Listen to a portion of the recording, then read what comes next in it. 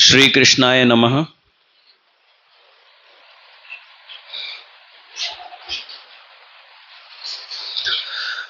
अत्र विराजमान असौ बहुजी, बेटी जी और उपस्थित सभी वैष्णव, अत्यंत आनंद का विषय है कि इतनी तेज बरसात के बावजूद किशोर भाई मेहता और उनके परिवार के मनोरथ स्वरूप अपन सब यहाँ घाटकोपर में एकत्रित हुए हैं। चतुश्लोकी सत्संग सत्र के दूसरे और अंतिम दिवस में आप सभी वैष्णवों का खूब खूब स्वागत है। और अंतिम दिवस होने के कारण आप सबके मुखारविंद पे एक अलग चमक भी दिख रही है कि હવે કાલથી શાંતિ, અમે આરામથી ઘરમાં બેસી શકશું। વરસાદનો પ્રેડિક્શન હજી 2 દિવસનો છે, ઓછી પીડા।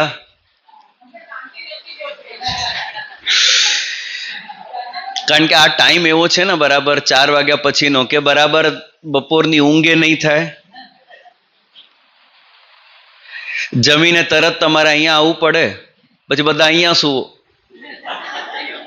એટલે પછી એસી હું હમણાં બંધ કરાવી દઈશ, એટલે ચિંતા નહીં કરતા, બહુ ઊંઘ નહીં આવે। पिछली बार के 2 सत्रों में अथवा तो पिछले सत्र के 2 दिनों में और कल के सत्र में अपन ने पुष्टि मार्गीय धर्म, पुष्टि मार्गीय अर्थ और पुष्टि मार्गीय काम पे चर्चा करी। जहाँ पे कल के सत्र में श्री महाप्रभु जी ने पुष्टि मार्गीय काम का निरूपण करते हुए आपसे ने आज्ञा करी, यदि श्री गोकुलाधीशो धृत सर्वात्मना हृदय ततः किमपरम ब्रूहि लौकिकै वैदिकैरपि। जिन भक्तों ने श्री गोकुलाधीश को संपूर्ण रूप से तथा सर्व प्रकार से अपने हृदय में धारण कर लिया है, उनके मन में फिर लौकिक और वैदिक कामनाओं की कोई जगह ही नहीं बचती। उनके लिए लौकिक और वैदिक कामनाओं का कोई प्रयोजन ही बाकी नहीं रहता। अब यहां भगवान के लिए श्री महाप्रभु जी ने गोकुलाधीश शब्द का प्रयोग किया है। जहां पे गो शब्द की व्याख्या टीकाकार करते हैं, गो शब्द गो जाति के प्राणियों के लिए भी प्रयोग होता है, अर्थात दूध देने वाले जितने भी प्राणी हैं उन सभी के लिए भी गो शब्द का प्रयोग होता है। उनके अधिपति, ऐसे प्राणी, ऐसे जीव जो दूध देते हो, जिनका दूध मनुष्य के ग्रहण करने योग्य हो। दूध तो सिंह भी देता है, यानी शेरनी भी देते, पर वो मनुष्य के ग्रहण करने योग्य नहीं है। तो गो शब्द किन प्राणियों के लिए वापरा जाता है? जो दूध देते हैं और जिनका दूध मनुष्यों के ग्रहण करने योग्य होता है। तो ऐसे सभी प्राणियों के अधिपति श्री गोकुलाधीश। फिर दूसरी व्याख्या है गोकुलोक्तया गोप्यो गोपा गावश्च इति भावः, यानी संपूर्ण गोकुल गांव, गोपियां, गोप तथा गाय, इन सब के जो स्वामी हैं, इन सब के अधिपति गोकुलाधीश। और तीसरा अर्थ अपन ने गो शब्द का देखा कि गो यानी इंद्रिय, उसी से शब्द बनता है गोकुल। गोकुल यानी इंद्रियों का कुल, इंद्रियों का समूह, अर्थात मन। मन अपने समस्त इंद्रियों का अधिपति है और उस मन के अधिपति श्री ठाकुर जी हैं, इसलिए वो श्री गोकुलाधीश।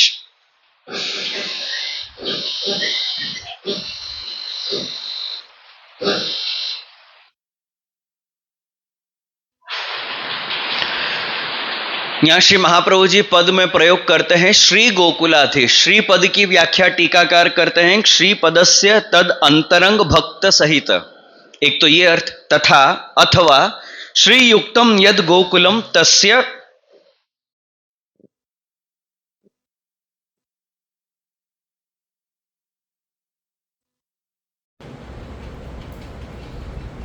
श्री पद से यहाँ श्री महाप्रभु जी का तात्पर्य है कि गोकुलाधीश यानी किस प्रकार से विराजमान है गोकुलाधीश, तो अंतरंग भक्त अर्थात गोपी जनों सहित विराजमान ठाकुर जी श्री गोकुलाधीश। अथवा तो अगर आप दूसरा अर्थ करो श्री शब्द का, तो लक्ष्मी जी से युक्त गोकुल गांव, उस गांव के जो अधिपति ऐसे श्री गोकुलाधीश। अब जिन्होंने ऐसे श्री गोकुलाधीश को मन में धारण कर लिया है, उन लोगों के लिए लौकिक और वैदिक इच्छाओं का कोई मूल्य नहीं रह जाता, लौकिक वैदिक इच्छाओं का कोई तात्पर्य नहीं रह जाता। जिन जीवों के लिए मोक्ष तुच्छ बन जाता है, कल अपन ने 4 प्रकार की मुक्ति की चर्चा करी, ये चारों प्रकार की मुक्ति जिन भक्तों के लिए तुच्छ है, ऐसे जीवों को फिर लौकिक या वैदिक कामनाओं से क्या लेना देना, उनके मन में लौकिक और वैदिक कामना उत्पन्न ही नहीं होती। तो ऐसे जीवों के लौकिक और वैदिक कार्य भी अलौकिक बन जाते हैं, क्योंकि लौकिक वैदिक कार्य करते समय भी वो खुद का विचार नहीं करते, ठाकुर जी के सुख का विचार करते हैं। ऐसे जीव अगर बाजार में शाक भाजी भी लेने जाएं, तो वो ये भाव से नहीं जाएंगे कि भाई आज मेरे को क्या खाने का मन है, या आज बच्चों को क्या खाने का मन है, या आज हमारे मिस्टर को क्या खाने का मन है।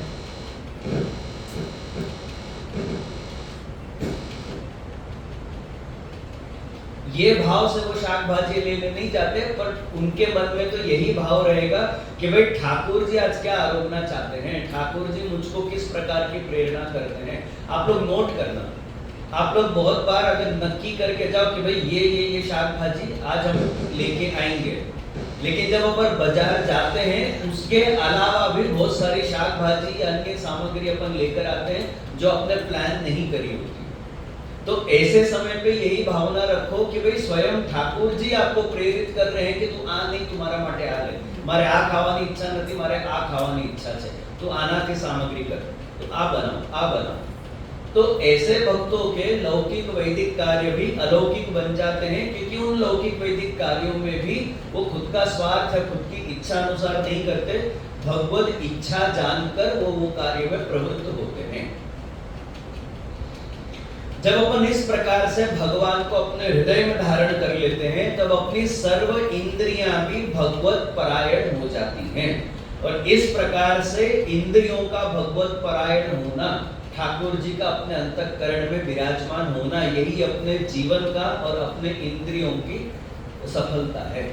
इसी हेतु से तो अपन ने इंद्रियों को धारण किया है, इसी हेतु से अपन ने शरीर को धारण किया है कि भाई अपन भगवान को इस अंतःकरण में, अपने हृदय में विराजमान कर सकें और अपने सर्व इंद्रियों से भगवान का अनुभव कर सकें। यही इंद्रियों का साफल्य है। तो पुष्टि भक्तों के मन में यही कामना होनी चाहिए। इस प्रकार से कल तक अपन ने पुष्टि मार्गीय काम की चर्चा करी। अब चौथे श्लोक में पुष्टि मार्गीय मोक्ष का निरूपण करते हुए श्री महाप्रभु जी आज्ञा करते हैं, अतः सर्वात्मना शश्वत गोकुलेश्वर पादयोः स्मरणं भजनं चापि न त्याज्यम इति मे मति। मोक्ष पुरुषार्थ की चर्चा करने से पहले अपन को एक बार पुरुषार्थ की चर्चा करनी पड़ेगी। पुरुषार्थ की चर्चा चतुश्लोकी के प्रथम सत्र के प्रथम दिवस अपन ने करी थी, और मैं बिल्कुल कॉन्फिडेंट हूं कि आप लोगों को वो भी याद नहीं होगा, क्योंकि कल रिवीजन करते हुए अपन ने पुरुषार्थ की चर्चा नहीं करी। तो पुरुषार्थ 2 शब्दों से बनता है, एक तो है पुरुष और दूसरा है अर्थ। पुरुष यानी देहधारी जीव, यहाँ जेंट्स लेडीज की बात नहीं हो रही है, पुरुष यानी देहधारी जीव, अब वो चाहे स्त्री हो या चाहे पुरुष हो, दोनों के लिए ही पुरुष शब्द का प्रयोग होता है। और अर्थ यानी अर्थ्यन्ते वे सन्तु इति स्वसंबंधितया इष्यन्ते इति अर्थः, ये कार्य मेरे लिए हो, इस भावना से जब कोई जीव प्रयत्न करता है, उस प्रयत्न को अपन पुरुषार्थ कहते हैं। आ कार्य मारा माटे सिद्ध था, आ हेतु થી તમે જ્યારે કોઈ કાર્યમાં પ્રવૃત્ત થાઓ છો, કોઈ કાર્ય તમે કરો છો, એવા કાર્યને, એવા પ્રયત્નોને આપણે પુરુષાર્થ કહીએ।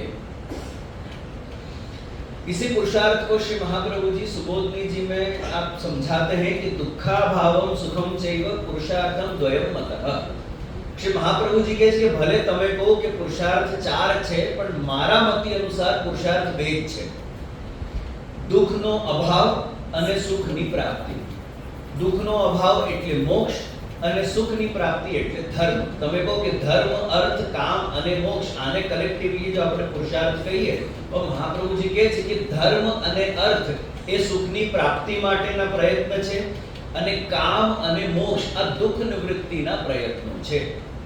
તો મૂળતઃ પ્રાણી માત્ર આ 2 જ પ્રયત્ન કરે છે. યા તો તમે દુઃખ નિવૃત્ત કરવાના પ્રયત્ન કરો છો અથવા તો તમે સુખ પ્રાપ્ત કરવા માટેના પ્રયત્ન કરો છો. આ 2 થી ત્રીજો પ્રયત્ન જીવ કરતો નથી. અત્યારે બધાને ઠંડી લાગી રહી છે, થોડી ચાલુ થઈ. જો હું એસી બંધ કરાવી દઉં તો જો ઠંડી લાગતી હોય તો તમારું દુઃખ નિવૃત્ત થઈ જશે. અત્યારે ઠંડથી જે દુઃખ થઈ રહ્યું છે એ દુઃખની નિવૃત્તિ છે. તો તમારી અંદર શું ભાવના છે? હવે આ એસી થી અમને મુક્તિ મળે તો સારું. જો હજી એ ભાવના ઉત્પન્ન નહીં થઈ તો હજી એક અડધી કલાકમાં એ ભાવના તમારી અંદર ઉત્પન્ન થશે કે હવે આ એસી થી અમને મુક્તિ મળે તો સારું. તો આ શું છે?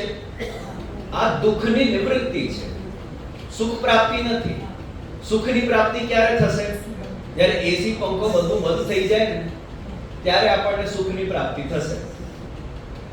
તો દુઃખ નિવૃત્તિ અને સુખ પ્રાપ્તિ આ 2 અલગ વિષય છે અને જીવ માત્ર આ 2 જ પ્રયત્ન કરે છે. આ 2 થી ત્રીજો પ્રયત્ન કોઈ પણ જીવ કરતો નથી. હવે જે નીચે બેઠા છો એ ત્યાં સુધી તમે નીચે બેઠા રહેશો જ્યાં સુધી પગ નહીં દુખે. અત્યારે તમને નીચે બેસવામાં સુખ છે ત્યાં સુધી તમે નીચે બેસવાના પ્રયત્ન કરશો. જ્યારે તમને હવે બેસતા બેસતા જો પગ તમારા દુખાવા માંડે, હવે આ દુઃખથી તમે નિવૃત્ત થવાનો પ્રયત્ન કરશો. અત્યારે તો તમને સુખ પ્રાપ્ત થઈ રહ્યું છે નીચે, પણ જેમ જેમ તમારું સુખ દુઃખમાં ચેન્જ થશે એમાંથી તમે છૂટવાના પ્રયત્ન કરશો અને છૂટીને તમે ખુરશી પર આવશો ને હવે તમને ખુરશીમાં સુખની પ્રાપ્તિ થશે. તો આ 2 જ પ્રયત્ન છે કે યા તો મને સુખ મળે યા તો મારું દુઃખ નિવૃત્ત થાય. અચ્છા, દુઃખ એટલે શું? મેં આજ સુધી દુઃખની કોઈ વ્યવસ્થિત વ્યાખ્યા સાંભળી નહીં. દુઃખ એટલે શું? દુઃખ કોને કહેવું? આપણે જીવનમાં દુઃખનો અનુભવ વધારે કરીએ કે સુખનો અનુભવ વધારે કરીએ? આ તો દુઃખ એટલે શું આપણે બધા અનુભવીએ છીએ. દુઃખ એટલે શું? શાસ્ત્ર કહે છે પ્રતિકૂલ વેદનીયમ દુઃખમ અનુકૂલ વેદનીયમ સુખમ. પ્રતિકૂલ વિષયોને જ્યારે ગ્રહણ કરવામાં આવે, હવે કોઈ પણ કારણથી કરો, કોઈ પણ કારણથી પ્રતિકૂલ વિષયોનું, પ્રતિકૂલ વસ્તુઓનું જ્યારે તમે ગ્રહણ કરો છો એને દુઃખ કહેવાય. અનુકૂલ વિષયોને જ્યારે તમે ગ્રહણ કરો છો એને સુખ કહેવાય. જે તમને ગમે છે એ જો તમે ધારણ કરો કે ગ્રહણ કરો તો તમને સુખનો અનુભવ થશે. જે નથી ગમતું છતાંય કરવું પડે છે એને દુઃખ કહેવાય. મારા ખ્યાલથી આ કદાચ ચાણક્ય નીતિનો શ્લોક છે, એ મારી પાસે પરફેક્ટ પ્રમાણ નથી, પણ નીતિ શાસ્ત્ર કહે છે કે 6 विषय ऐसे हैं कि जिस व्यक्ति के जीवन में ये 6 के 6 विषय उपस्थित हो तो वो व्यक्ति कभी भी दुख का अनुभव नहीं करता, वो केवल सुख का ही अनुभव करता है. लेकिन उस 6 में से एक भी विषय अगर अपने जीवन में नहीं हो, एक भी वस्तु अगर अपने जीवन में नहीं हो तो वो मनुष्य वो जीव दुख का अनुभव करेगा. अब अपन देखते हैं कौन कौन से. सबसे पहला है अर्थागमः नित्यम. निरंतर आवक आती रहे. भले अपन सोते रहे लेकिन बैंक में पैसा जमा होता रहे. अपन काम करें या नहीं करें, अपना पैसा अपने लिए काम करता रहे. ये सबसे पहला कारण जो सुख का कारण है. ये 6 के 6 विषय जिसके जीवन में रहेंगे वो व्यक्ति हमेशा सुखी है. सबसे पहला कारण क्या है कि अर्थ का निरंतर आवक अपनी चालू रहे. भले अपन सोते रहे, अपना पैसा नहीं बैंक में पड़ा रहना चाहिए, वो जमा होते रहना चाहिए. या तो ब्याज आना चाहिए या तो कोई ना कोई प्रकार की आवक अपने को कंटिन्यू आती रहे. नित्य आरोग्यता च, यानी जिसके नख में भी रोग नहीं हो, किसी भी प्रकार, जिसको सर्दी खांसी भी जीवन में नहीं हो, नित्य आरोग्य उसका बना रहे, जो कभी बीमार ही नहीं पड़े, वो जीवन में सुख का कारण है. कि भाई कोई कभी मैं तो कभी भाई बीमारी नहीं पड़ा हूं, मैं तो आज तक एक पैरासिटामोल नहीं खाई। मैं मेरे लिए नहीं कह रहा हूं, उदाहरण दे रहा हूं, मेरा आज ही नजर लग जाएगी। पर सच्ची ठाकुर जी कृपा है, ये बात तो है, ठाकुर जी कृपा है कि कुत्ता बीमार तो नहीं पड़ता। प्रिया च भार्या प्रियवादिनी च, આ સૌથી અઘરું છે। બે લક્ષણ કયા છે અહીંયા? મારે જોવું જ નથી। બે લક્ષણ અહીંયા શાસ્ત્ર કહે છે કે પ્રેમ કરનારી સ્ત્રી મળે અને પ્રિયવાદિની હોય એટલે મીઠું બોલનારી હોય, સારા શબ્દોનો પ્રયોગ કરનારી હોય। હવે અમુક લોકો કેવા છે કે આમ પ્રેમ તો કરે છે એટલે પોતાના વરની પ્રેમ તો કરે છે પણ એ મોઢું ખોલે એટલે એટલા ખરાબ શબ્દોનો પ્રયોગ કરે, કોઈની વાણી બહુ સારી નહીં હોય એટલે આમ પ્રેમ છે પણ વાણી સારી નથી તો આપણને નહીં ગમે બહુ વાત, આપણે અવોઇડ કરીએ કે આપણે સવારે ઉઠીને ફટાફટ એટલે એટલું લેટ ઉઠવાનું કે તમારે સીધું ઓફિસ ભાગી જવું એટલે બહુ વાતચીત કરવાની નહીં। तो અહીંયા બે कंडीशन કહે છે શાસ્ત્રે कि एक तो તમે જો अगर अच्छे शब्दों का प्रयोग करने वाली पत्नी मिले पर प्रेम नहीं करती हो तो भी कोई अर्थ नहीं, प्रेम करती हो पर अच्छे शब्दों का प्रयोग नहीं करे तो भी कोई मतलब नहीं।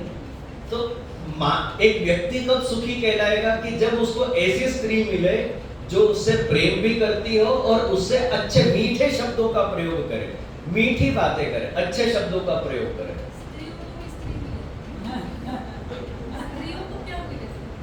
सेम चीज पुरुष वर्जन है। तो शास्त्र आज्ञा करता है कि प्रेम करने वाली स्त्री हो और वो स्त्री ऐसी हो जो मीठे शब्दों का प्रयोग करे, अच्छे शब्दों का प्रयोग करे। वश्यश्च पुत्रो, ऐसे बच्चे मिले जो अपनी बात सुनते हो, पांचवा लक्षण।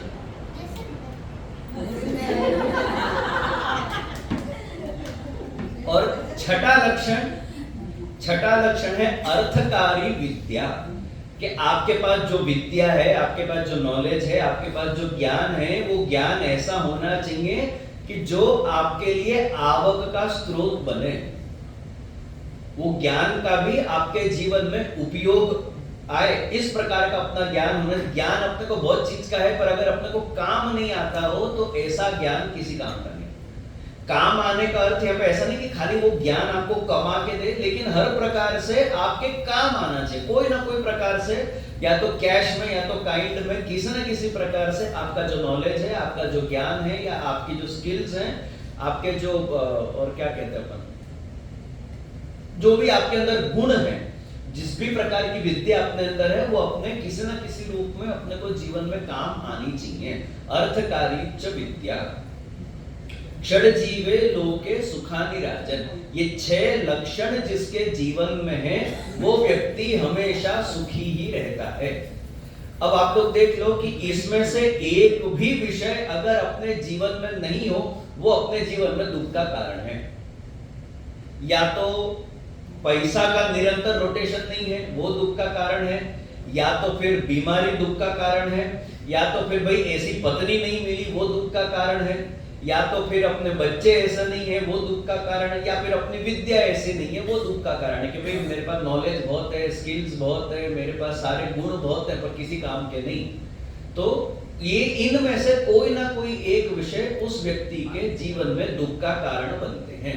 जिसके जीवन में ये 6 के 6 लक्षण विद्यमान हैं उसको जीवन में कभी भी किसी भी संदर्भ में किसी भी परिस्थिति में वो दुखी नहीं होता। एसी चला दोगे?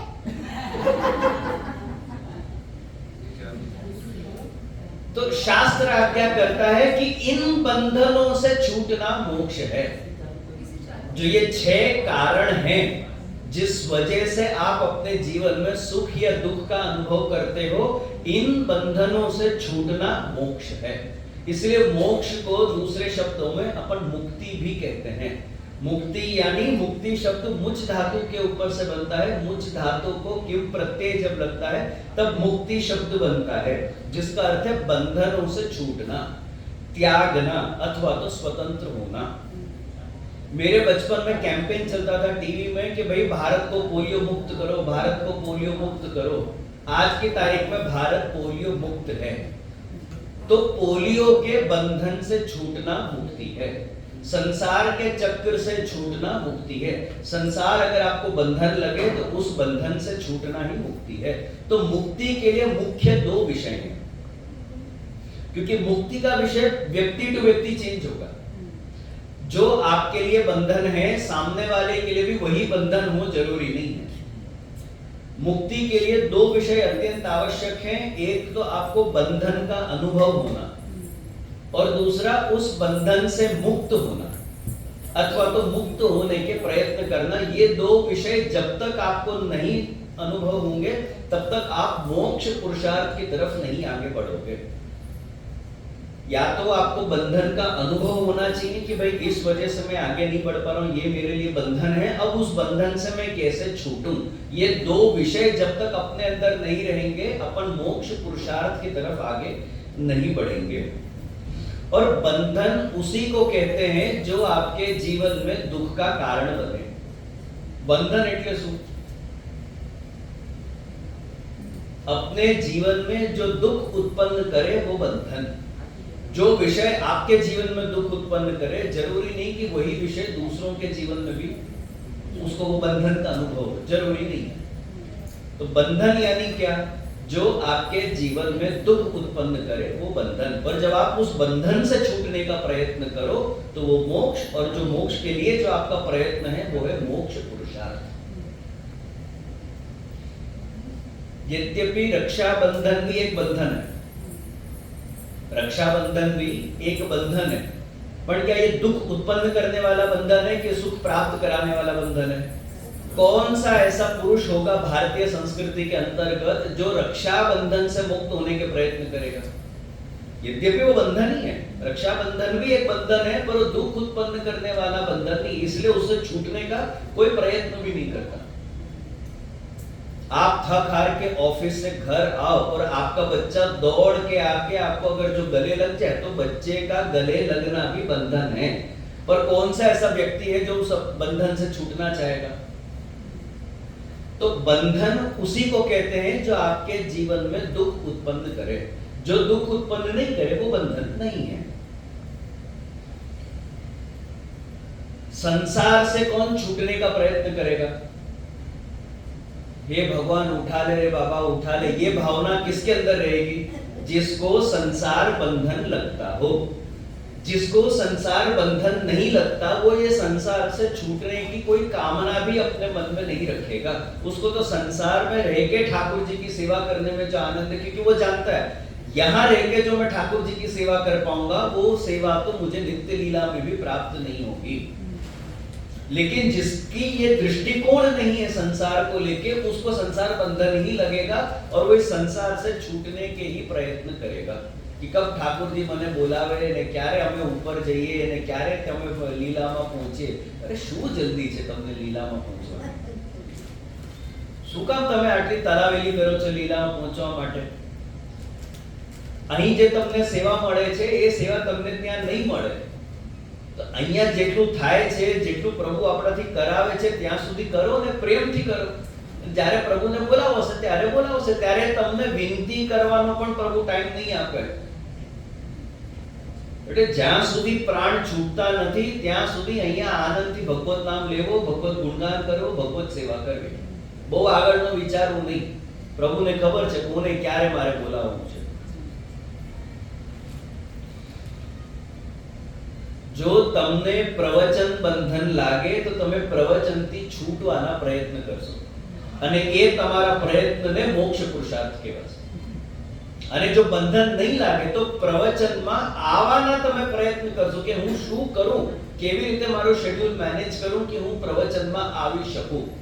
તો તમારા પ્રયત્નો ઉપરથી આપણને ખબર પડે છે કે ભાઈ તમે મોક્ષના પ્રયત્ન કરો છો કે ઈ કાર્ય કરવાના તમે પ્રયત્ન કરો છો। જેમાં તમારી અનુકૂળતા છે, અનુકૂળતા હશે તો તમે આવવાના પ્રયત્ન કરશો અને જો પ્રતિકૂળતા છે તો તમે એનાથી છૂટવાના પ્રયત્ન કરશો। અત્યારે જો મારા પ્રવચનમાં તમને કંટાળો આવે તો તમે એકદમ પાછળથી એસ્કેપ થઈ જશો। કે ના ના હવે પ્રવચનમાં બહુ કંટાળા આવે છે, આપણે નીકળીએ પ્રવચનમાંથી.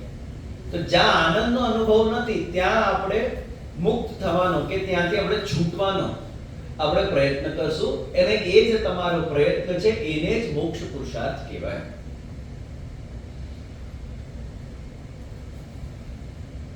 एक मर्यादा मार्गीय जीव और एक पुष्टि मार्गीय जीव में आप ये मोक्ष पुरुषार्थ के आधार पे आप नक्की कर सकते हो कि कौन मर्यादा मार्गीय है और कौन पुष्टि मार्गीय है. जैसे मैंने पहले भी बताया कि मर्यादा मार्गीय जीव को ये संसार बंधन ही लगेगा, क्योंकि उसको ठाकुर जी में लीन होना है. उसको या तो सालोक्य चाहिए, या तो सारूप्य चाहिए, या तो सामीप्य चाहिए, अथवा तो सायुज्य चाहिए. उसके अलावा उसको सब कुछ बंधन लगेगा. लेकिन एक पुष्टि मार्गीय जीव को ये संसार कभी भी बंधन नहीं लगेगा, क्योंकि वो ये संसार को भी भगवद रूप ही देखता है. वो इस संसार को भी ठाकुर जी की सेवा के साधन के रूप में ही देखता है. तो पुष्टि मार्गीय जीव होगा वो कभी भी संसार से छूटने के प्रयत्न नहीं करेगा. लेकिन जो मर्यादा मार्गीय जीव होगा उसके सारे प्रयत्न संसार से छूटने के ही होंगे. तो इसी प्रकार से पुष्टि मार्गियों के लिए मोक्ष पुरुषार्थ का निरूपण करते हुए श्री महाप्रभु जी आज्ञा करते हैं कि अतः सर्वात्मना शाश्वत गोकुलेश्वर पादयोः स्मरणम भजनम चापि न त्याजम इति मे मति. श्री ब्रजराय जी ने इस श्लोक की व्याख्या में थोड़ा सा एक चेंज किया है. श्री महाप्रभु जी के वाक्य क्या है? अतः सर्वात्मना शाश्वत. श्री ब्रजराय जी अतः शब्द को चेंज करके ततः शब्द कर रहे हैं कि ततः सर्वात्मना शाश्वत गोकुलेश्वर पादयोः स्मरणम भजनम चापि न त्याज्यम इति मे मति. अभी ततः करने का तात्पर्य क्या? ततः यानी क्या? इसके बाद. ततः शब्द का अर्थ है इसके बाद. अभी किसके बाद? किसके बाद? तीसरे श्लोक के बाद. पुष्टि मार्गीय काम सिद्ध करने के बाद, ठाकुर जी को अपने अंतःकरण में विराजमान करने के बाद, यानी उसी के कंटिन्यूएशन में श्री ब्रजराज जी ये श्लोक लिख रहे हैं कि जब आपने गोकुलेश्वर गोकुलाधीश को अपने हृदय में धारण कर लिया है, उसके बाद अब आपको क्या करना है? स्मरणम भजनम चापि. नित्य निरंतर सर्वात्म भाव सहित आपको भगवान के चरण कमलों का स्मरण तथा भजन करते रहना है. उससे आपको उसको कभी भी नहीं त्यागना है. भगवान के चरण कमलों का आश्रय ही पुष्टि मार्गियों के लिए मोक्ष है. भगवान को हृदय में धारण करने के बाद भी आपको प्रयत्न करने हैं. એવું માનતા નહીં કે હવે ભગવાન મારા હૃદયમાં પધારી ગયા, હૃદયમાં બિરાજી ગયા, હવે મને માનસી સિદ્ધ થઈ ગઈ, પુષ્ટિ માર્ગે કામ સિદ્ધ થઈ ગયું, હવે બધું પતી ગયું, એવું જરાય માનતા નહીં. क्योंकि पूरी संभावना है कि अपने अंदर उस कारण से ठाकुर जी को एक विशेष अनुभव कराने की देर है. जो ठाकुर जी कृपा करके अपन को एक आधा अनुभव कराए ना, तुरंत अपने अंदर अभिमान और अहंकार उत्पन्न हो जाता है. तो अहंकार उत्पन्न नहीं हो, इसलिए महाप्रभु जी चौथे श्लोक में आज्ञा कर रहे हैं कि अभी भी तुमको निरंतर स्मरण और भजन के सारे साधन करने हैं. इन्हें भूलता नहीं. એવું માનતા નહીં કે હવે પ્રભુના અંતઃકરણમાં પ્રભુ બિરાજી ગયા છે, હવે બધું પૂરું થઈ ગયું, માનસે સિદ્ધ થઈ ગઈ, અમારી ભક્તિ સફળ થઈ ગઈ, ભક્તિની ઉચ્ચ અવસ્થાને અમે પામી લીધું છે, હવે અમારું કંઈ કરવાનું બાકી નથી રહેતું, હવે તો બસ હવે અહીંથી સીધા લીલામાં જવાનું, એવું જરાય માનતા નહીં. पहाड़ चढ़ने में अपन को बहुत मेहनत लगती है, लेकिन उस पहाड़ से फिसल के गिरने में एक सेकंड की असावधानी, एक सेकंड की भूल पर्याप्त है, आप चोटी से सीधा नीचे गिर जाओगे. एवरेस्ट चढ़ी गया એનો મતલબ એ નહીં કે હવે તમારે ધ્યાન રાખવાની જરૂર નથી. હજી તમારે ધ્યાન રાખવાની જરૂર છે, નહીં તો તમે ત્યાંથી પડી શકો છો. ત્યાંથી નહીં પડો નીચે.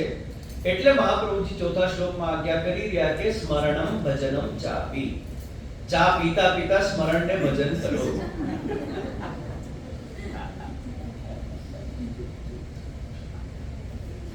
ठाकुर जी को अपने अंतःकरण में पधराने के बाद भले ही आप खुद को परम भगवदीय मानो कि भाई हमें तो परम भगवदीय बनी गया, પણ એ પરમ ભગવદીયથી પરમ ભવાડે બાદ આપણે ક્યારે બની જશું એ પ્રભુ નહીં ખબર પડે આપણને. ક્યારે આપણી અંદર અભિમાન ઉત્પન્ન થઈ જાય, ક્યારે આપણી અંદર અહંકાર ઉત્પન્ન થઈ જાય અને આપણે પભથી બીજા પભ બની જશું. તો એવા પભ નહીં બનીએ એટલે મહાપ્રભુજી અહીંયા આજ્ઞા કરી રહ્યા છે કે ઠાકોરજીનું ભજન, ઠાકોરજીનું સ્મરણ એ સતત ચાલુ રાખો, એને ક્યારે પણ ત્યાગતા નહીં. હવે મારું બધું થઈ ગયું, હવે મારે કાંઈ કરવાની જરૂર નથી કરીને લૌકિકમાં વ્યસ્ત નહીં થઈ જાઓ, ત્યાં પણ તમે ઠાકોરજીનું ભજન, ઠાકોરજીનું સ્મરણ ચાલુ રાખજો. शास्त्र आज्ञा करता है कि किसी भी विषय का अति परिचय और अपरिचय दोनों ही नुकसानदेह है. अति परिचय भी नुकसान कराता है, अपरिचय भी नुकसान करता है. दोनों के बीच का आपको संबंध रखना है. किसी व्यक्ति के अपन को इतना क्लोज भी नहीं आ जाना चाहिए कि अपन को उसकी शक्ल में दाग धब्बे दिखे. किसी व्यक्ति से इतने दूर भी नहीं चले जाना चाहिए कि उसकी शक्ल भी नहीं दिखे. बीच का.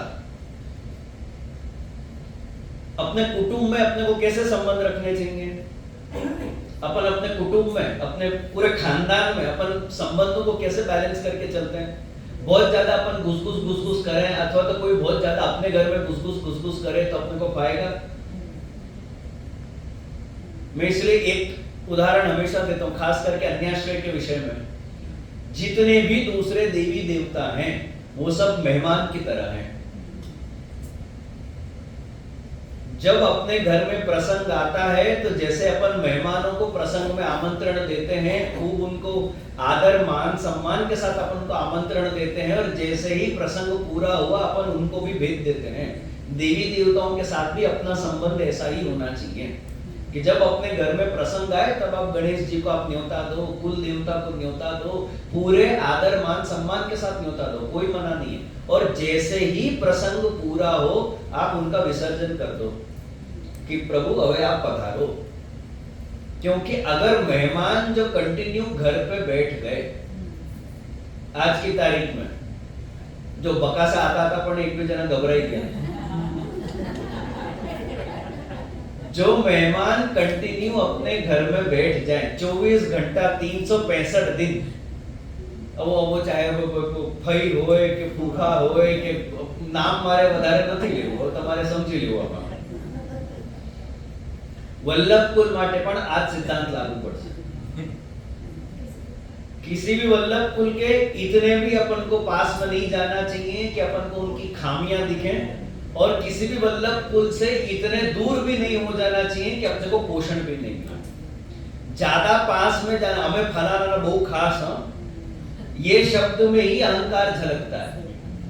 और उसमें भी जितने प्रसिद्ध बालक या जितने सोशल मीडिया पे अथवा तो इन जनरल जिनकी ख्याति बहुत है, जितने प्रसिद्ध बालक उतना ही अपन गर्व के साथ बोलते हमें फलाना जेजेना शिष्य चाहिए. હવે બધા ફલાના જેજેના શિષ્ય થઈ ગયા, જો મહાપ્રભુજીના શિષ્ય કોઈ રહ્યા જ નહીં.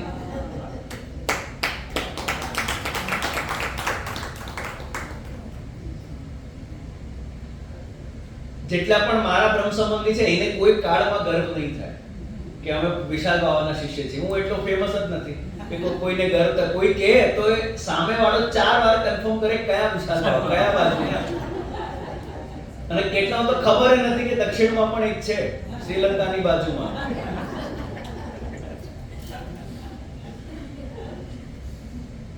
तो कहने का तात्पर्य है कि पुष्टि मार्गीय काम की सिद्धि के बाद भगवान श्री कृष्ण को भाव रूप से प्राप्त करने के बाद, उनको अपने अंतःकरण में पधराने के बाद अति परिचय के कारण अपने अंदर अहंकार उत्पन्न नहीं हो. इसलिए श्री महाप्रभु जी चौथे श्लोक में आज्ञा कर रहे हैं कि भाई गोकुलेश्वर के चरण कमलों का नित्य निरंतर स्मरण और भजन चालू रखो. उसको कभी भी किसी भी काल में किसी भी क्षण के लिए उसको त्यागो मत. वार्ता जी में एक प्रसंग आता है कि एक बिल्ली होती है, बिल्ली ठाकुर जी की शैया गंदी करके चली जाती है. तो वो जो डोकरी होती है जो ठाकुर जी की सेवा कर रही होती है, वो ठाकुर जी से बोलती है भाई पूरी दुनिया चलाने की जवाबदारी आपके ऊपर है और आपसे खुद की शैया नहीं संभाली जाती. पूरी दुनिया आप संभाल रहे एक बाजू और खुद की शैया संभालना नहीं आता है। अब मंगला के टाइम में प्रसंग हुआ, उसके बाद जब वो डोकरी राजभोग का थाल लेके ठाकुर जी के सन्मुख गई, ठाकुर जी ने लात मार दी राजभोग के थाल को। ये अति परिचय के कारण अपने मुंह से शब्द निकलता है। जब अपन ठाकुर जी को थोड़ा टेकिंग फॉर ग्रांटेड ले लेते हैं, तब अपने मुख से ऐसे शब्द निकलते हैं, और अपन में भी ये गलती होती है। તમારા નિત્ય જીવનમાં પણ તમે વિચાર કરી જો અમુક વાર આપણે ઠાકોરજી માટે કેવા શબ્દોનો પ્રયોગ કરીએ। હવે ભલે આપણને લાગે કે ના આ તો અમારા ઘરના છે ને અમારા બહુ લાડકા છે ને અમારો શું કહેવાય કે અમારો સખ્ય ભાવ પણ એવો છે અથવા તો મારો વાત્સલ્ય એવો છે, તો પ્રભુને તો પૂછો કે એટલો સખ્ય કે વાત્સલ્ય સિદ્ધ થયો કે નહીં। તો કેટલા વૈષ્ણવને બોલતા જ છે આ બેઠો છે ને જે આ જ્યાં સુધી બેઠો છે ને મને ક્યાંય જવા નહીં દે। એટલે ભલે તમે બહુ લાડમાં શબ્દ કહો, તમારા પ્રત્યે એવું નથી કહેતો કે તમે અપમાનના રૂપમાં કહી રહ્યા છો। ભલે તમારા વતી તમે કહો છો કે અમે બહુ વાત્સલ્ય રાખીએ છીએ ઠાકોરજી માટે, પણ ઠાકોરજીને તો પૂછો કે ભાઈ તમારો ને ઠાકોરજીનો એવો સંબંધ સ્થાપિત થઈ ગયો છે કે તમે આવા શબ્દોનો પ્રયોગ કરી શકો ઠાકોરજી માટે। આ બેઠો છે ને ત્યાં સુધી મને ક્યાંય નહીં જવા દે। અરે આ તો કૃપા છે ઠાકોરજીની કે ઠાકોરજી તમને છોડતા નથી। આ કેટલી મોટી કૃપા છે। હવે એ તમને બંધન લાગે છે કે જો ઠાકોરજીના હિસાબે અમે ક્યાંય નથી જઈ શકતા। કેટલી મોટી કૃપા છે ઠાકોરજીની। જે પ્રભુને શોધવા, પ્રભુની લીલાઓને શોધવા બધા અલગ અલગ તીર્થ સ્થળોમાં ભાગતા હોય છે, એ પ્રભુ જ્યારે તમને નથી છોડતા તમારા ઘરથી, એ કેટલી મોટી કૃપા। બધા તીર્થો જો તમારા ઘરમાં પ્રગટ કરતા હોય તો એનાથી કોઈ પ્રોબ્લેમ છે આપણને? શું વાંધો છે એમાં? બધાને આ લાભ નહીં મળે।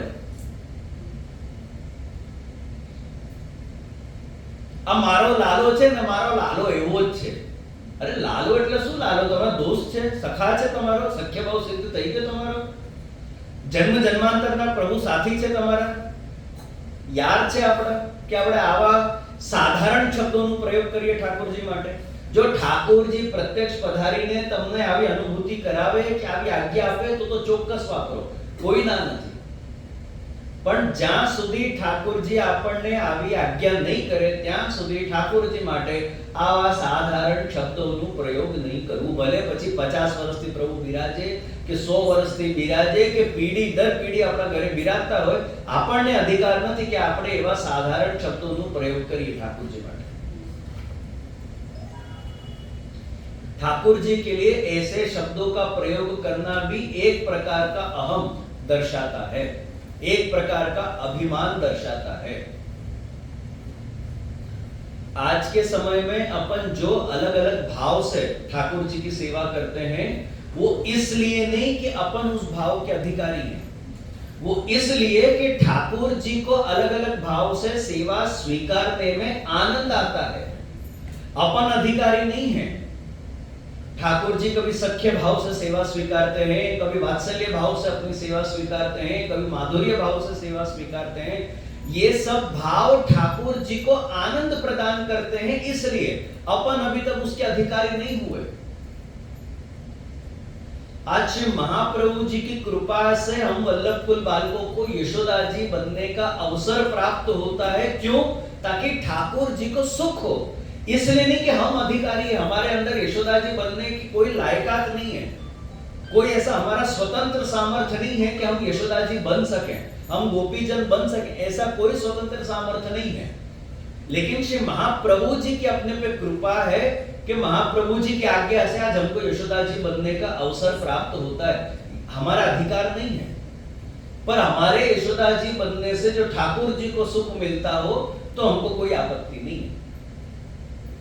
तो आज आप ठाकुर जी की सेवा में जितने भी अलग अलग प्रकार के भाव करते हो, अलग अलग प्रकार के भाव से आप सेवा करते हो, उन सभी भावों को अपन संचारी भाव कहते हैं। ये सभी भाव संचारी हैं, टेम्पररी हैं।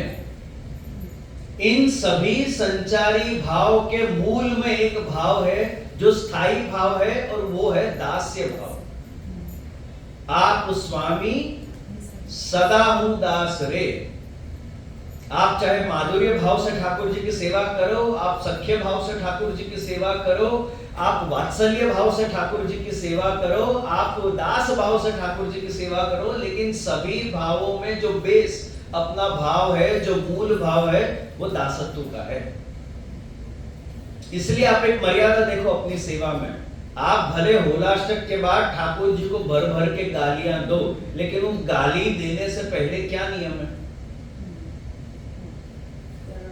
ठाकुर जी के चरणारविंद को ढकना। अभी होलाष्टक चालू हो गया करके आप मंगला से शयन गाली नहीं दे सकते। હવે તો હોલાષ્ટક ચાલુ થઈ ગયું છે, હવે તો અમે ગાડી આપી શકીએ ને અમે તો ગાડો અમે એવા રસ્યા ગાઈ શકીએ નહીં।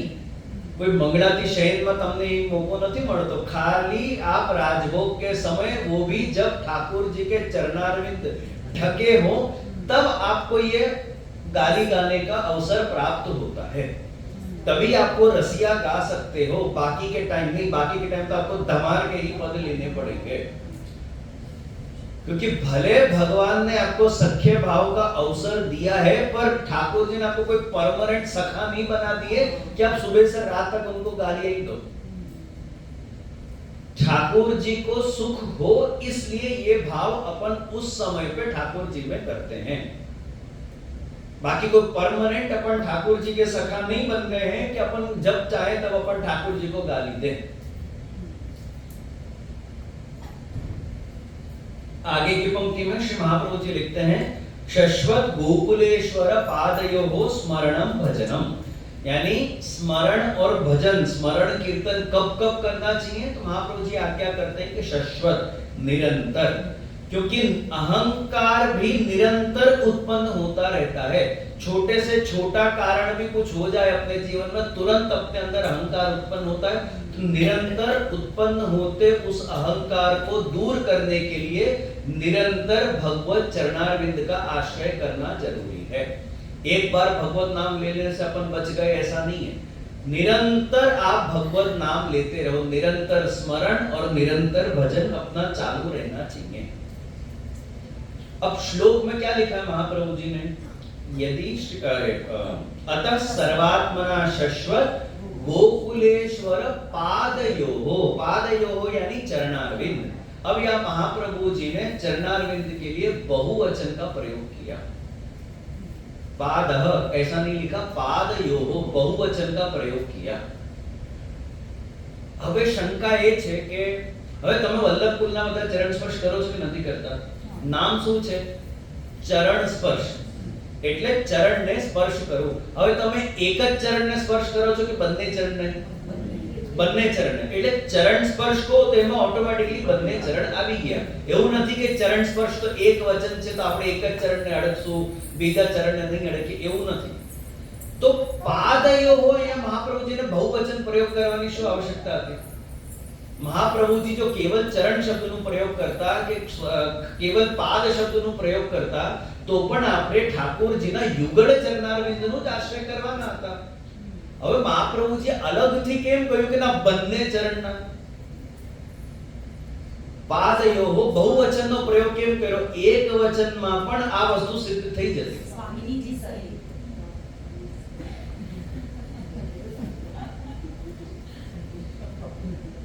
जब आप बहुवचन का प्रयोग करते हो, अब यहाँ पे आप नोट करो, श्री महाप्रभु जी ने ठाकुर जी के नाम के आगे श्री शब्द का प्रयोग नहीं किया। अतः सर्वात्मना शश्वत गोकुलेश्वरः, फिर पादयोः, फिर बहुवचन का किया। अगर जो श्री शब्द का महाप्रभु जी प्रयोग करते तो शायद वहां पे बहुवचन का प्रयोग नहीं करते, लेकिन आगे आपने स्वामी जी का प्रयोग नहीं किया। आपने आगे ठाकुर जी का नाम लिखा गोकुलेश्वरः, फिर आप जब पादयोः लिखते हो तो वहां पे ठाकुर जी के युगल चरणारविंद नहीं, ठाकुर जी और स्वामी जी युगल स्वरूप के युगल चरणारविंद का आपको आश्रय करना है। केवल ठाकुर जी के चरणारविंद का आश्रय नहीं, ठाकुर जी के साथ साथ स्वामी जी के भी चरणों का आश्रय अपन को करना है। भले आपके घर, હવે જો મારા ઘરે બાલકૃષ્ણ બિરાજતા હોય તો હવે શું કરું? બાલકૃષ્ણજી કેટલા દિવસના? 6 દિવસના પૂતના વદના સ્વરૂપ છે। હવે 6 દિવસનો બાબો, એની પછી પત્ની હોય હવે બાલકૃષ્ણજીમાં નવનીત પ્રિયાજીમાં નવનીત પ્રિયાજીના સ્વામીજી છે, બાલકૃષ્ણના સ્વામીજી છે, મુકુંદરાયજીના સ્વામીજી છે. પછી એવા સ્વરૂપ જે આપણા ત્યાં બિરાજતા હોય એવા સ્વરૂપનું જ્યારે આપણે ધ્યાન કરીએ, સ્મરણ કરીએ, ભજન કરીએ, ત્યાં તો સ્વામીજી નથી, ત્યારે શું કરવું છે?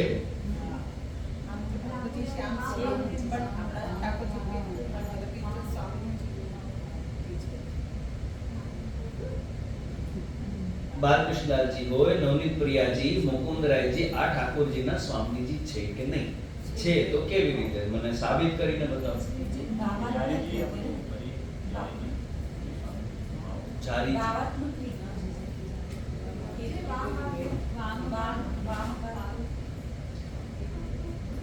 બાલકૃષ્ણલાલના તમે મુકુટના શિંગાર કરો છો કે નથી કરતા?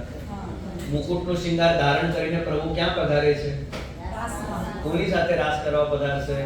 તો હવે એ પછી બાલકૃષ્ણલાલ હોય, નવનીત પ્રિયાજી હોય કે મુકુંદરાયજી જેવા બાલ સ્વરૂપ હોય તો પણ એમના સ્વામીજી તો બિરાજિત છે. એવું જરાય માનતા નહીં કે આ તો બાલ સ્વરૂપ છે તો એમના સ્વામીજી નથી. ના, એમના પણ સ્વામીજી છે. તો જો તમારા ત્યાં કોઈ બાલ સ્વરૂપ પણ બિરાજતું હોય, જુગલ જોડી નહીં પણ બિરાજતી હોય, તો પણ તમે ત્યાં સ્વામીજીનો ભાવ કરો કે ના સ્વામીજી તો બિરાજે છે. ये तो खाली तिलक में.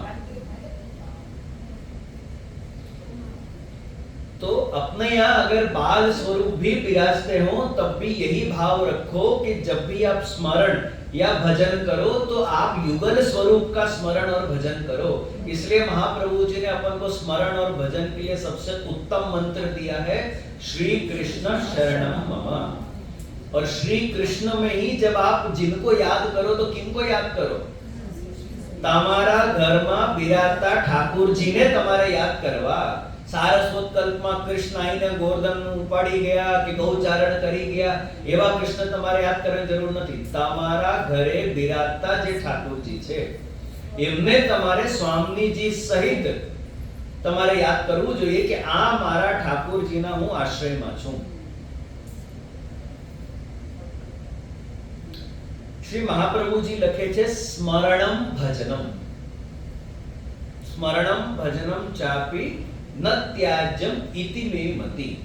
હવે બંને લખવાની શું જરૂર છે? તમે સ્મરણ પણ કરો અને તમે ભજન પણ કરો.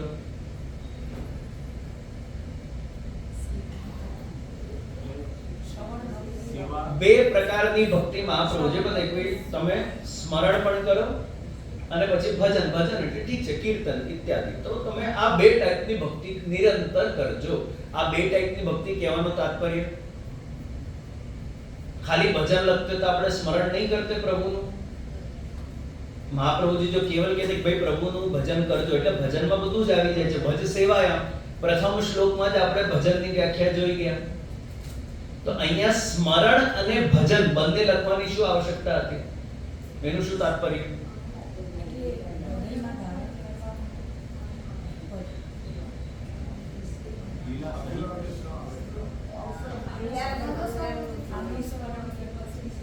સ્મરણ ક્યારે થાય ને ભજન ક્યારે થાય?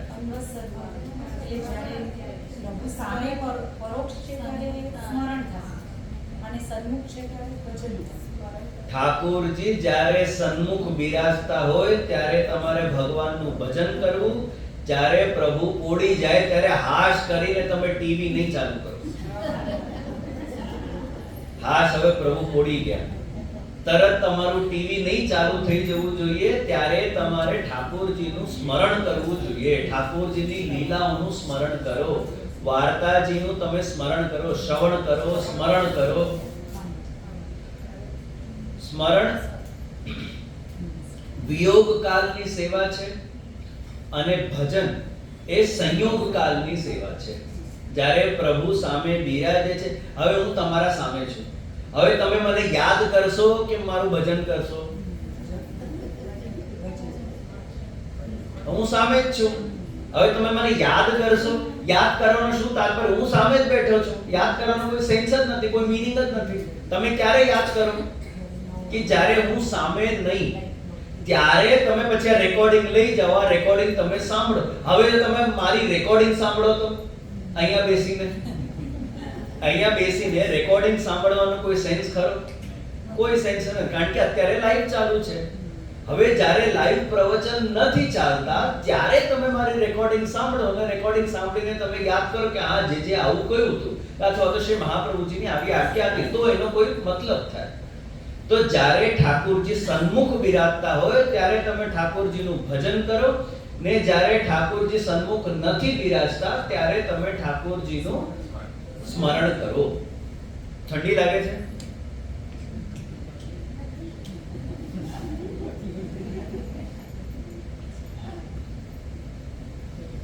અચ્છા, આનો તાત્પર્ય શું છે? કે મહાપ્રભુજીની આવી ઈચ્છા છે કે ભાઈ જ્યારે સન્મુખતા હોય ત્યારે તો તમે સેવા કરો, ને જ્યારે સન્મુખ નથી હોતા ત્યારે તમારે સ્મરણ કરવું જોઈએ. કે મહાપ્રભુજીની આવી ઈચ્છા છે? મહાપ્રભુજીનું તાત્પર્ય શું છે આ આજ્ઞામાં?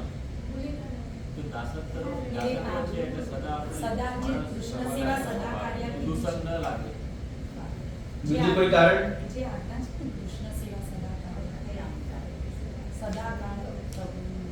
બીજું કોઈ કારણ ખરો આમાં?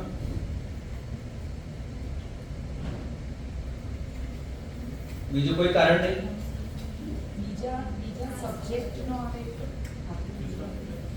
આજની તારીખમાં તમારાથી ભગવત ભજન થાય છે એટલે તમે ભગવત ભજન કરો છો. આગળ જતા જ્યારે તમારાથી ભગવત ભજન નહીં થાય, દેહની એવી એક અવસ્થા આવશે કે તમારાથી ભગવત ભજન નહીં થાય, હવે એ અવસ્થામાં જો તમે ભગવત શ્રવણનું કે સ્મરણનું તમે ચાલુ કરશો તો તમારાથી નહીં થાય. અત્યારથી તમે પ્રેક્ટિસ પાડવાનું ચાલુ કરો કે જ્યારે પ્રભુ સામે નથી બિરાજતા ત્યારે મારે શું કરવું જોઈએ. અત્યારથી તમે ધીમે ધીમે એની પ્રેક્ટિસ ચાલુ કરી દો કે જ્યારે એવો સમય આવશે કે ભાઈ હવે મારાથી સેવા થતી નથી, તો હવે હું શું કરું? હું દૂષણમાં પડી જાઉં? સેવા તો થતી નથી હવે મારાથી, હવે તો છોકરાઓ કરે છે સેવા, તો હું શું કરું? ત્યારે તમને સ્મરણ કરતા આવડવું જોઈએ કે ઠાકોરજીનું સ્મરણ કેવી રીતે થાય, કઈ રીતે થાય, હું શું સાંભળું, હું શું વાંચન, એ પણ તમારી વંચાય તો ઠીક, ને નહીં વંચાય ખાલી શ્રવણ થાય તો હું શું શ્રવણ કરું. એટલે જ મહાપ્રભુજી આજ્ઞા કરી કે અત્યારથી તમે શ્રવણનું પ્રકાર ચાલુ કરી દો. ભલે ભજન થાય છે, જ્યારે તમે સેવા નથી કરતા અથવા તો જ્યારે પણ લૌકિકમાં તમને સમય મળે છે એ સમયમાં તમે ભગવત ગુણગાન કે ભગવત સ્મરણનો પ્રકાર ચાલુ કરી દો, કે જેથી આગળ જતા જ્યારે તમારે 24 કલાક જ્યારે સ્મરણ કરવાનો વારો આવશે ને ત્યારે તમને તકલીફ નહીં પડે કે અરે હું શું કરું, કેવી રીતે સ્મરણ કરું. એની ચિંતા પછી તમારે કરવાની જરૂર નથી, કારણ કે તમને ટેવ છે ને તમે સ્મરણ કરતા જ આવ્યા છો. સ્મરણમ ભજનમ ચાપી, આનો બીજો પણ એક અર્થ થાય છે. સ્મરણમ ભજનમ ચાપીનો બીજો પણ એક અર્થ થાય છે કે તમે સ્મરણ કરો કે તમે ભજન કરો, આ બંને કાર્ય કરતા સમયમાં તમારે ઠાકોરજીનું જ ધ્યાન ધરવું જરૂરી છે. ભજન કરતા સમય પણ પ્રભુનું સ્મરણ કરો અને સ્મરણ કરતા સમય પણ તમને પ્રભુ જ યાદ આવવા જોઈએ. એવું નહીં કે ભલે તમે અત્યારે ભજન કરી રહ્યા છો પણ સ્મરણ કોઈ ઓરનું ચાલે, મોચીની વાર્તાની જેમ નહીં. શૃંગાર કરતા સમય ઠાકોરજી ચિત્તમાં હોવા જોઈએ કે હું ઠાકોરજીને કઈ માલા ધરાવું, હું આ માલા ધરાવું કે હું આ માલા ધરાવું, હું આ કર્ણફૂલ ધરાવું કે આ કર્ણફૂલ ધરાવું. શૃંગારમાં એક વસ્તુ ધ્યાન આપજો,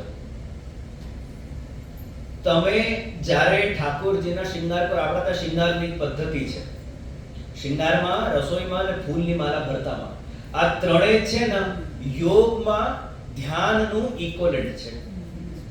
યોગ સાધનમ અષ્ટાંગ યોગમાં જે ધ્યાન કરવામાં આવે છે ને એ ધ્યાનનું ઇક્વલન્ટ આપણા ત્યાં ઠાકોરજીના શૃંગાર છે, ઠાકોરજીની રસોઈ છે, ઠાકોરજીની ફૂલની માલા છે. એમાં તમારે એટલું ધ્યાન રાખવું પડે કે ભાઈ પદકની નીચે પદક આવવું જોઈએ. ઠાકોર ખાસ કરીને જ્યારે તમે ભારે શૃંગાર કરો, ભારે શૃંગારમાં એવું નહીં કે એક પદક અહીં ને એક પદક ત્યાં, એવું નહીં હોવું જોઈએ. પદક કે નીચે પદક આના चाहिए. वो आप ध्यान से श्रृंगार के माला जी को मैं कैसे एडजस्ट करूं, यहाँ ऊपर करूं कि जिससे पदक के नीचे पदक आए. કરંટ ફૂલમાં આપણે ઘણીવાર ધ્યાન નથી આપતા, આગળ પાછળ હોય છે આપણા, અથવા તો ઉપર નીચે હોય છે આપણા કરંટ ફૂલ. પણ ઠાકોરજીના શૃંગાર કરતા સમય એટલું ધ્યાનથી તમે કરો કે પરફેક્ટ બંને કરંટ ફૂલ મેચ હોવા જોઈએ, બંનેનું પોઝિશન પરફેક્ટલી મેચ કરવું જોઈએ, એટલું ધ્યાનથી તમારે શૃંગાર કરવા જોઈએ ઠાકોરજીના. તો ઠાકોરજીના ભજન કરતા સમય પણ ઠાકોરજીનું સ્મરણ રહેશે. રસોઈમાં હું ઘણીવાર વૈષ્ણવને કહું છું, ખાસ કરીને ઓનલાઈન સાંભળનારા વૈષ્ણવને હું ઘણીવાર કહું છું, રસોઈ કરતા કરતા મારું પ્રવચન નહીં સાંભળો, શાક સુધારતા મારા પ્રવચનો નહીં સાંભળો, મારા નહીં કોઈના પણ. તમને ભલે મલ્ટીટાસ્ક કરવાની ટેવ હોય, પણ જો રસોઈ કરતા પ્રવચનમાં ધ્યાન હશે ને તો લૂણમાં આગળ પાછળ થવાનું છે. અને જો લૂણમાં તમારું ધ્યાન છે તો પછી પ્રવચન સાંભળવાનો શું મતલબ? એવું નહીં માનતા કે આપણે વારે ઘડીએ સાંભળશું તો મારા વ્યૂઝ વધશે. મારા વ્યૂ નથી વધવાના. એકવાર તમે ચાલુ કરશો એ એક જ વાર ગણાય છે, એ પછી તમે 10 વાર સાંભળો તો પણ એક જ વ્યૂ જ આવે છે. જો એવું હોય ને તો પણ હું કહી દઉં, અરે તમે તો બધી જગ્યાએ મારું પ્રવચન ચાલુ રાખો, વ્યૂઝ પણ વધવાના નથી એનાથી. એના કરતા તો તમે જે સેવા કરી રહ્યા છો એ સેવા પૂરે ધ્યાનથી કરો કે ઠાકોરજીની રસોઈમાં કેટલો મસાલો નાખવો. અરે આપણા ત્યાં તો ત્યાં સુધી વિચાર છે કે આ શાક હું કેટલો, એની સાઈઝ કેટલી રાખું કે જેથી પ્રભુને અરોગવામાં શ્રમ નહીં પડે. ભીંડાને કેટલા સુધારવા, આટલા દરેક સાઈઝના ભીંડાનું શાક બને છે. બોલો હવે ઠાકોરજી લાયક કેટલું સુધારવું? સાઈઝ શું હોવી જોઈએ,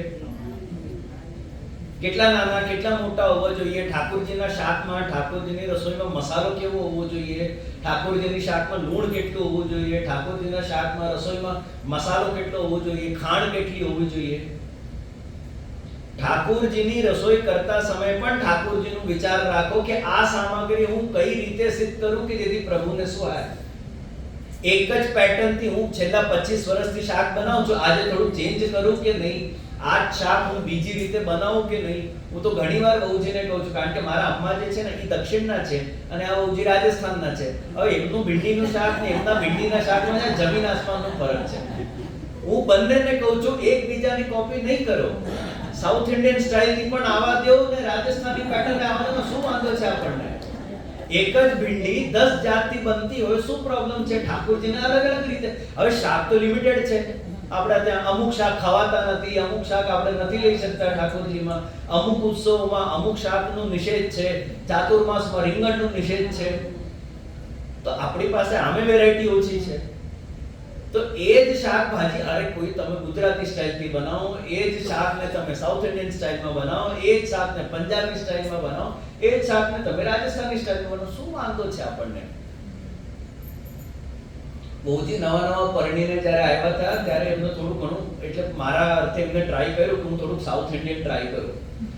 તો બહુજી જ્યારે સાઉથ ઇન્ડિયન કરતા ને ત્યારે બહુજીને બહુજી પહેલા કહેતા કે હું સાંભાર બનાવું, રસમ બનાવું. મેં કીધું તમારે જે બનાવો તે મેં બનાવો, નામ નહીં આપો.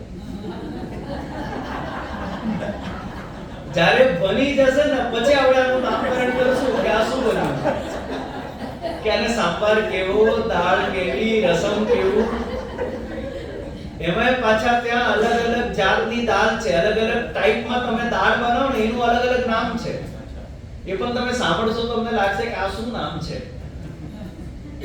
એક દાળને અમારા ત્યાં પપ્પુ કહેવાય, એક દાળને અમારા ત્યાં પિંડી મિરિયમ કહેવાય. અલગ અલગ નામ છે. હું બહુ નહીં કહું, જો મારા અમ્માજી સાંભળશો તો ખીજાશે. તો કહેવાનું તાત્પર્ય એ છે કે ઠાકોરજીની રસોઈ કરતા સમયે પણ તમે ઠાકોરજીનો વિચાર કરો કે હું કેટલો મસાલો નાખું કે પ્રભુને સુહાશે. હું ખડા મસાલાનો કેટલો પ્રયોગ કરું, મિર્ચ મસાલાનો કેટલો પ્રયોગ કરું, કોથમીર કે ધનિયા કે લીમડાનો કેટલો પ્રયોગ કરું. તો રસોઈ કરતા સમય પણ તમે ઠાકોરજીનો વિચાર કરો. સ્મરણમ ભજનમ, ભજન કરતા સમય પણ સ્મરણ ચાલુ રાખો. ફૂલની માલાજીમાં, ફૂલની માલાજી આપણા ત્યાં વિશેષ રીતે ભરાય છે. નોર્મલી જે ઠાકોરજી માટે અથવા તો બહાર મર્યાદા માર્ગમાં કે ઇન જનરલ જે ભગવાન માટે ફૂલની માળા થાય છે ને આપણા ત્યાં જે થાય છે એ અલગ જ છે. આપણા ત્યાં ફૂલ ઊંડા ભરાય છે. ખબર છે? ધ્યાન આપ્યો ક્યારે? આપણે સીધા સીધા નથી ભરતા ફૂલ, આપણે ઊંડા ઊંડા ભરીએ છીએ ફૂલને. કેમ આવું? કેમ આવું?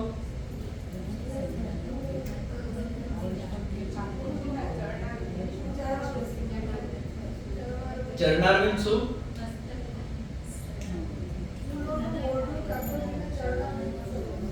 એક જ કારણ છે. વાત સાચી છે તમારી, કારણ તો બરાબર આપ્યું, પણ આ એક જ કારણ છે.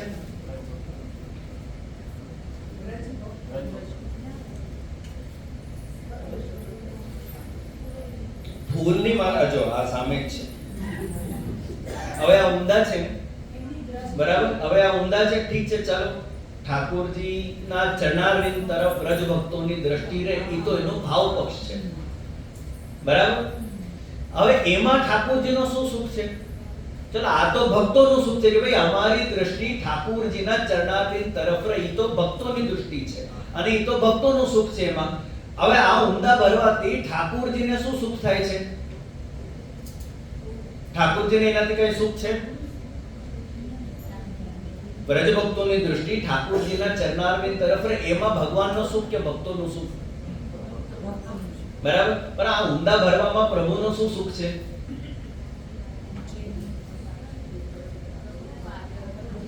જ્યારે ઠાકોરજી કોઈ પણ કારણસર અગર આમ હાથ ફેરવે ને તો ઠાકોરજીનો હાથ આમ સ્મૂથલી જવું જોઈએ. એટલે આમ હાથ ફેરવામાં જો, પણ આમ હાથ ફેરવામાં ફૂલ બહુ કરમાય છે, એટલે આપણે ઊંડા ભરીએ ફૂલ કે આમ ઠાકોરજીનો હસ્ત જાય. જો ઠાકોરજી કંઈક અરોગે, કંઈક રમે કરે, હાથમાં કંઈક પ્રભુને વાગે કરે કે કંઈક લાગી જાય, તો પ્રભુને જો ફટાફટ પહોંચવું હોય ને, જેમ અમે બધું અમારા ધોતીમાં પહોંચીએ, એ રીતે ઠાકોરજીને અહીં પહોંચવું હોય ને ઠાકોરજી તરત, તો ફૂલ અટકશે નહીં.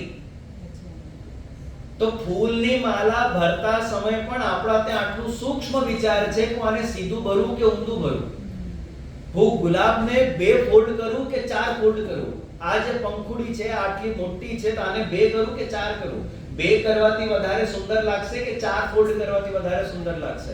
હું આ ગુલાબ પછી તુલસી લઉં કે બીજા કલરના ફૂલ લઉં, હું હવે ચંપા લઉં કે શું લઉં, તુલસીજી લઉં કે પત્તા લઉં? ત્યાં સુધી ઠાકોરજી માટે સૂક્ષ્મ વિચાર આપણા ત્યાં કરવામાં આવે છે કે ફૂલની માલા સિદ્ધ કરતા સમય પણ, આ ભજન કરતા સમય પણ તમે પ્રભુનું સ્મરણ કરો કે આ ઠાકોર, આ કમલને આમ રાખું તો સુહાસે કે આમ રાખું તો સુહાસે, હું પદકમાં રાખું તો સુહાસે કે હું મણકામાં રાખું તો વધારે સુહાસે. માં ઠાકોરજી આટલા છે તો ઠાકોરજી માટે આટલા મોટા મોટા ફૂલ લઉં કે નાના ફૂલ લઉં? ત્યાં સુધી સૂક્ષ્મ વિચાર આપણે ત્યાં કરવામાં આવે છે. એટલે ઠાકોરજીનું વિચાર સેવાના સમયમાં પણ સતત રહેવું જોઈએ. એવું નહીં માનતા કે સેવાના સમયમાં સ્મરણ કરવાની આવશ્યકતા નથી, તો સેવાના બહારનું જ છે એવું જરાય નથી. સેવાના બહાર તો છે જ, પણ ઠાકોરજીની સેવા કરતા સમય પણ તમારે ઠાકોરજીનું સતત સ્મરણ રાખવું જોઈએ. સ્મરણમ ભજનમ ચાપી, સેવાના સમયમાં પણ ભગવત સ્મરણ ચાલુ રાખો. અહીંયા શ્રી મહાપ્રભુજીએ અપી શબ્દનો પ્રયોગ કર્યો છે. અપી એટલે પણ, એટલે અહીંયા કેવી રીતે સેટ થાય છે?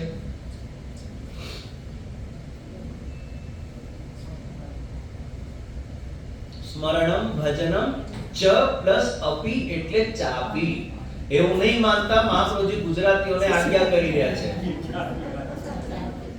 કે 4 વાગી ગયા છે, સેવા પહોંચતા પહોંચતા હવે સ્મરણ ભજન. મહાપ્રભુજી ગુજરાતી નથી.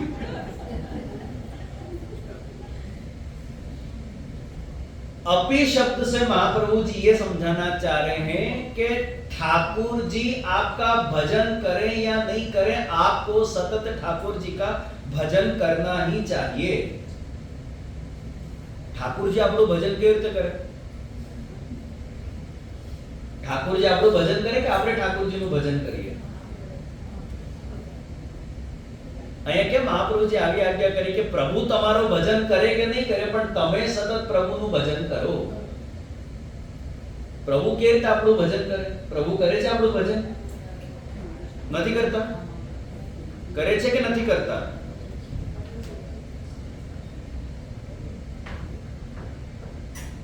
ઠાકોરજી જીવનો ભજન કરે છે કે નથી કરતા? જો કરે છે તો કેવી રીતે કરે છે?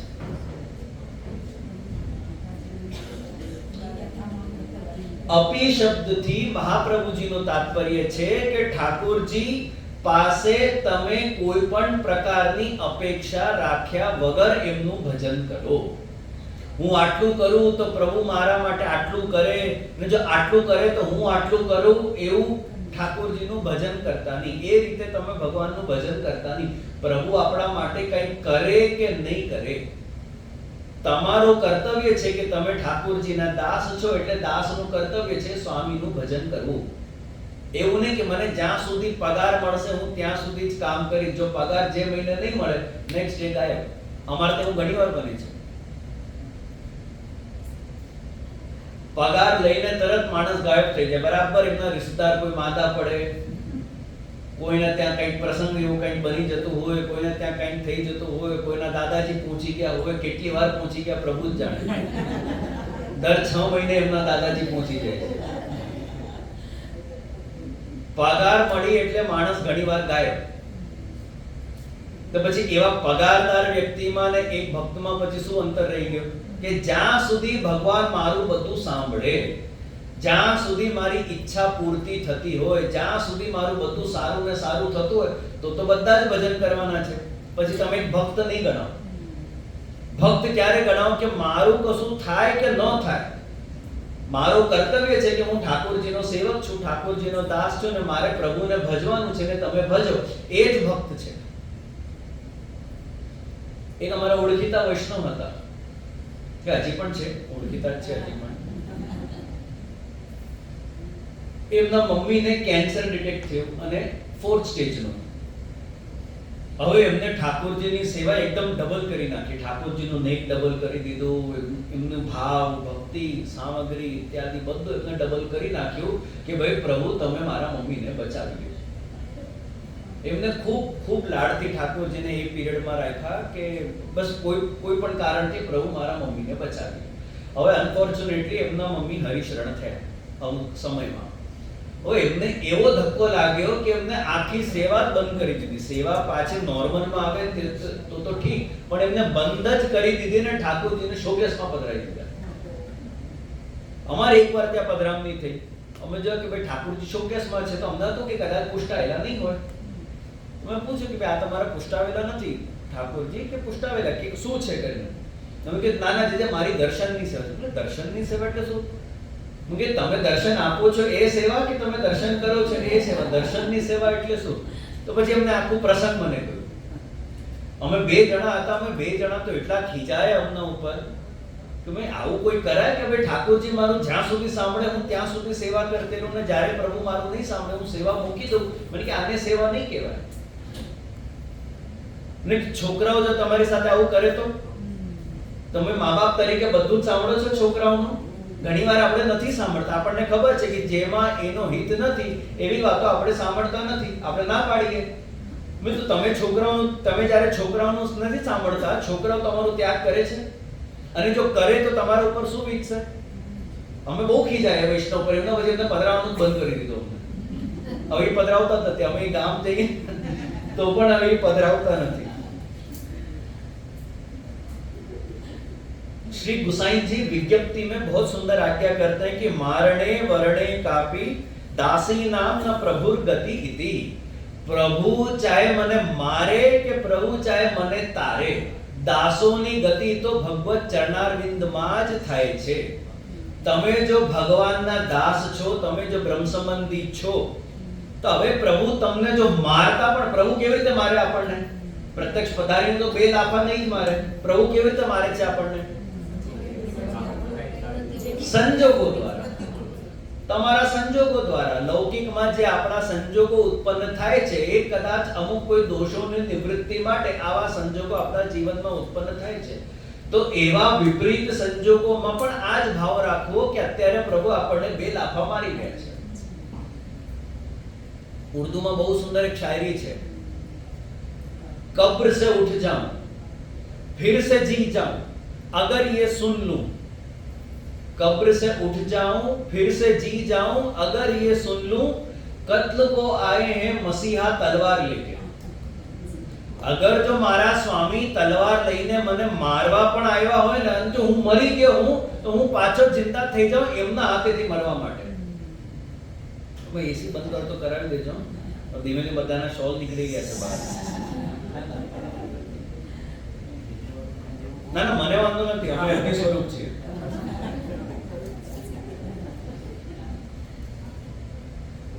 तो श्री गुसाई जी आज्ञा करते हैं कि अपने जीवन में नड़ते विपरीत संजोगों को भी ठाकुर जी की कृपा के अर्थ में ही देखो, ठाकुर जी की लीला के अर्थ में ही देखो કે ઠાકોરજી મારા માટે આટલું કરે, હું આટલું કરું છું ઠાકોરજી માટે, પ્રભુ મારો આટલું કરે એવી અપેક્ષાથી તમે ઠાકોરજીનું ભજન કરતા નહીં.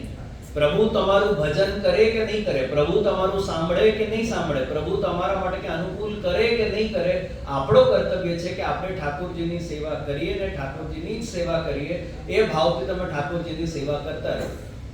બીજી કોઈ અપેક્ષા ઠાકોરજી પાસે રાખતા નહીં કે પ્રભુ આટલું કરે તો હું આટલું કરું, પ્રભુ મારો આટલું સિદ્ધ કરી દે તો હું આટલું કરું, પ્રભુ આ કાર્ય કરી દે તો હું કાલથી સગડી ધરતી થઈ જાઉં, પ્રભુ આટલું કરે તો હું 2 ટાઈમ સગડી ધરતી થઈ જાઉં. એવું તમે કોઈ અપેક્ષા ઠાકોરજી પાસે રાખતા નહીં. તમારાથી જેટલું બને છે, તમારાથી જેટલી સેવા થાય છે એટલી સેવા તમે ઠાકોરજીની પ્રેમપૂર્વક કરો. अंत में श्री महाप्रभु जी आज्ञा करते हैं इति मे मति. इति मे मति यानी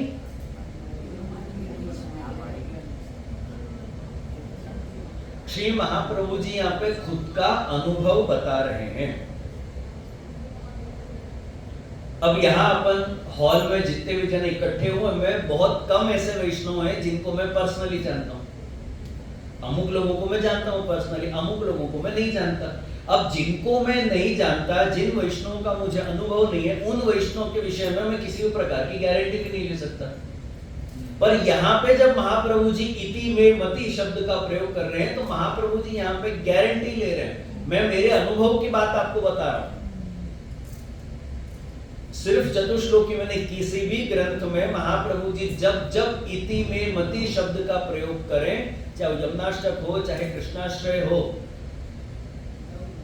किसी भी जगह महाप्रभु जी जब इति में मति शब्द का प्रयोग करें तो समझ लो महाप्रभु जी पर्सनल एक्सपीरियंस से आपको ये बात बता रहे हैं. अब અહીંયા શું पर्सनल एक्सपीरियंस છે મહાપ્રભુજીનો? ચતુશ્લોકીમાં શું पर्सनल एक्सपीरियंस છે મહાપ્રભુજીનો?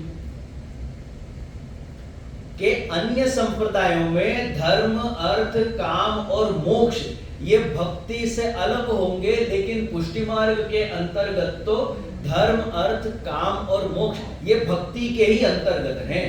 ये महाप्रभु जी अपने अनुभव से बता रहे हैं कि भक्ति के ही अंतर्गत धर्म है, भक्ति के ही अंतर्गत अर्थ है, भक्ति के ही अंतर्गत काम है और भक्ति के ही अंतर्गत मोक्ष है. ये चारों 4 पुरुषार्थ भक्ति के ही अंतर्गत आते हैं, भक्ति से अलग नहीं आते. जो भी पुरुषार्थ भक्ति से अलग आते हैं वो मर्यादा मार्ग के पुरुषार्थ हैं, लेकिन जितने भी पुरुषार्थ भक्ति के अंतर्गत आते हैं वो सभी पुष्टि मार्ग के पुरुषार्थ हैं. मर्यादा मार्ग में पुरुषार्थ सिद्ध करने के लिए आपको केवल भगवान की आवश्यकता है और कुछ नहीं चाहिए. भगवान होय ने भगवान अपनी सेवा भक्ति के उपासना स्वीकारे तो આપણને અંતતોગતમાં મુક્તિ મળશે. પણ પુષ્ટિ માર્ગમાં ખાલી ભગવાનથી વાત પૂરી થતી નથી. ખાલી ભગવાન નથી જોતા, આપણને ભગવાનની સાથે એમની ભક્તિ પણ જોઈએ તો તમે પુષ્ટિ માર્ગે મોક્ષને પામી શકો છો, તો તમે પુષ્ટિ માર્ગે ધર્મ સિદ્ધ કરી શકો, તો તમે પુષ્ટિ માર્ગે અર્થ સિદ્ધ કરી શકો, તો જ તમે પુષ્ટિ માર્ગે કામ સિદ્ધ કરી શકો, તો જ તમે પુષ્ટિ માર્ગે મોક્ષ પણ સિદ્ધ કરી શકો.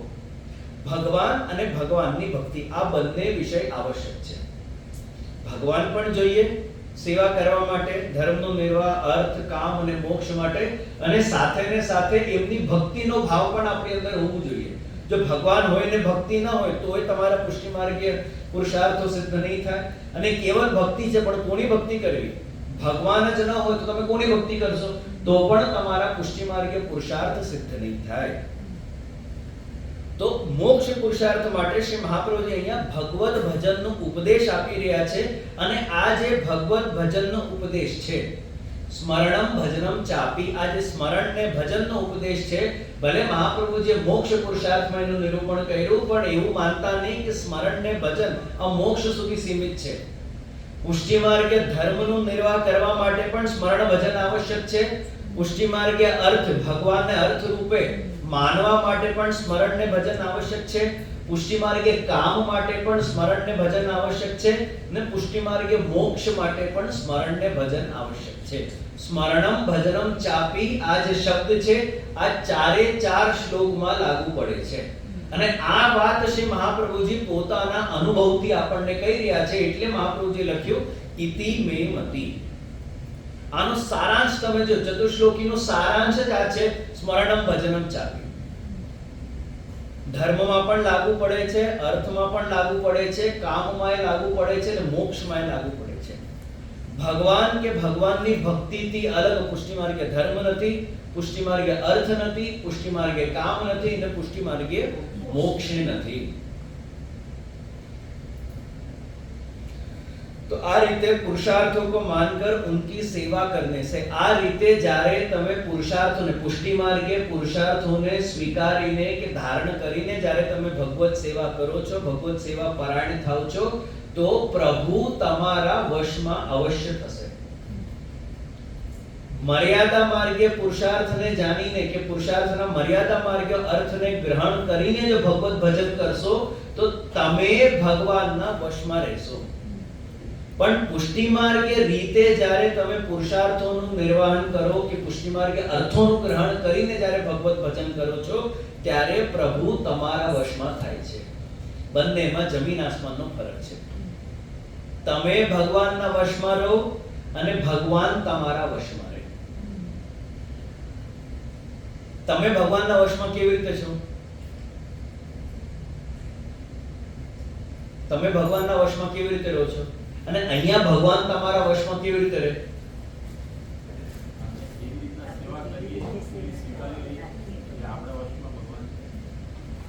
ત્યાં તમારે મૂળ મોક્ષને સિદ્ધ કરવાનું છે. મોક્ષના ચાર પ્રકાર આપણે જોઈ ગયા મર્યાદા માર્ગમાં: સાલુક્ય, સાષ્ટી, સારૂપ્ય, સામીપ્ય. હવે ત્યાં તમે ભગવાનના વશમાં છો. તમે કહો કે મને સાલોક્ય મળે. હવે સાલોક્યમાં જેમ આપણે ગઈકાલે ચર્ચા કરી, ક્યાં તમને જગ્યા મળે એની કોઈ ગેરંટી નહીં. ભગવાન આપણાથી કેટલા કિલોમીટર દૂર બિરાજે એની કોઈ ગેરંટી નહીં કે તમને બાજુમાં જ જગ્યા મળે, તમે પાડોશી બનો એવી કોઈ ખાતરી નથી. ત્યાં તમે ભગવાનના વશમાં છો. લોક તો મળશે, લોક તો તમને મળશે. હવે જો ભગવાન ભુલેશ્વરમાં બિરાજે ને આપણે પછી જો નવી મુંબઈમાં હોઈએ તો, અથવા તો આપણે સબબમાં હોઈએ તો, અને ટ્રાફિકમાં અટવાઈએ તો, બ્રિજનું કામ તો અહીંયા ચાલુ જ હોય છે. કન્સ્ટ્રક્શન મુંબઈમાં ક્યારે પૂરું થતું નથી. ક્યારે કોઈ દિવસ મેં કોઈ બ્રિજ એવું જોયું નથી કે હવે અહીંયા બધું કામ પતી ગયું છે અને હવે અહીંયા ટ્રાફિક નથી. એવું કોઈ જગ્યાએ બનતું નથી. એક બ્રિજ બનતા બનતા બીજા બ્રિજનું કામ ચાલુ થઈ જાય, બીજા બ્રિજનું થતા થતા આ પાછું તોડીને નવું બનાવવાનું, પછી રોડને તોડીને કોઈ ના કોઈ કારણથી ટ્રાફિક હોય જ છે. હવે ભગવાન કયા કોનામાં ને આપણે કયા કોનામાં? તમે ભગવાનના વશમાં છો. તમે ભગવાનના દ્વારપાલ બની જાવ, સારૂપ્ય મોક્ષ મળે તો પણ તમે ભગવાનના વશમાં છો. ભગવાનના હિસાબે તમારે રહેવું પડે. દરવાજાની બહાર ઊભા રહેવું એટલે દરવાજાની બહાર જ ઊભા રહેવું. તમે તમારે મનમાની રીતે તમે ચા પીવા પણ ન જઈ શકો. એ પણ તમારે ભગવાનની આજ્ઞા લઈને જ જવાનું, નહીં તો તમને શ્રાપ મળી જશે. અને મળી જ ગયો તો એમને જય વિજય. સામીપ્યમાં પણ તમે ભગવાનના વશમાં છો કે ભાઈ કયો ભક્ત કયો શૃંગાર ક્યારે ધારણ કરાવે ત્યારે તમે ભગવાનના સમીપમાં છો, નહીં તો તમારા ડબ્બાની અંદર જ પડ્યા રહેવાનું. ત્યાં તમે ભગવાન તમારા વશમાં નથી, તમે જ ભગવાનના વશમાં છો. અને જો તમે ભગવાનની અંદર લીન થઈ ગયા તો તમારું આખું અસ્તિત્વ જ સમાપ્ત થઈ ગયું. હવે જ્યાં સુધી ભગવાન તમને બહાર પ્રગટ નહીં કરે ત્યાં સુધી સ્વતંત્ર રૂપે તમે ભગવાનથી બહાર પ્રગટ થઈ શકતા નથી. રાસ પંચાધ્યાયમાં તમે અંતર્ગ્રહગતા ગોપીઓનો પ્રસંગ યાદ કરો. અંતર્ગ્રહગતા ગોપી એટલે એવા ગોપી કે જેમને પ્રભુ તો બોલાવ્યા પણ એ લોકો ચંદ્ર સરોવર પહોંચી નહીં શક્યા. એમના ઘરવાળાઓ એમને અટકાવી દીધા, ઘરમાં જ બંધ કરી દીધા. હવે ત્યાં શ્રી મહાપ્રભુજી લખે છે કે એવા ગોપીઓને એટલો દુઃખ થયો કે પ્રભુ બોલાવ્યા ને અમે નથી જઈ શક્યા, એ દુઃખમાં જ એમના પ્રાણ નીકળી ગયા. હવે પ્રાણ નીકળી ગયા ત્યાં તો ઠીક, હવે નીકળીને એ લોકો ક્યાં ગયા? સીધા ઠાકોરજીના અંદર લીન થઈ ગયા. હવે ઠાકોરજીએ શું કૃપા કરી એમના ઉપર? એ બધી જ ગોપીઓને આત્મા રૂપે, જીવાત્મા રૂપે એમને રાસના સમયમાં એમને પ્રગટ કર્યા. રાસલીલાનો સુખ એમને પણ મળ્યો, ભગવાન સાથે રાસ કરવાનો અવસર એમને પણ મળ્યો. હવે જ્યારે રાસ પૂરો થયો ને જ્યારે ભગવાને બધા જ ગોપીજનોએ કે હવે બધા ગોપીઓ પોતપોતાના ઘરે જાઓ, હવે ઈ ગોપીઓ ક્યાં જાય? હવે ઈ ગોપીઓ ક્યાં જાય? ઈ પાછા ભગવાનની અંદર વયા ગયા. હવે ક્યાં સુધી બહાર નહીં આવી શકે? જ્યાં સુધી ભગવાન પોતે નહીં ઈચ્છા કરે કે હું આ ગોપીઓને પ્રગટ કરું, ત્યાં સુધી હવે ગોપીઓ બહાર આવી શકતા નથી.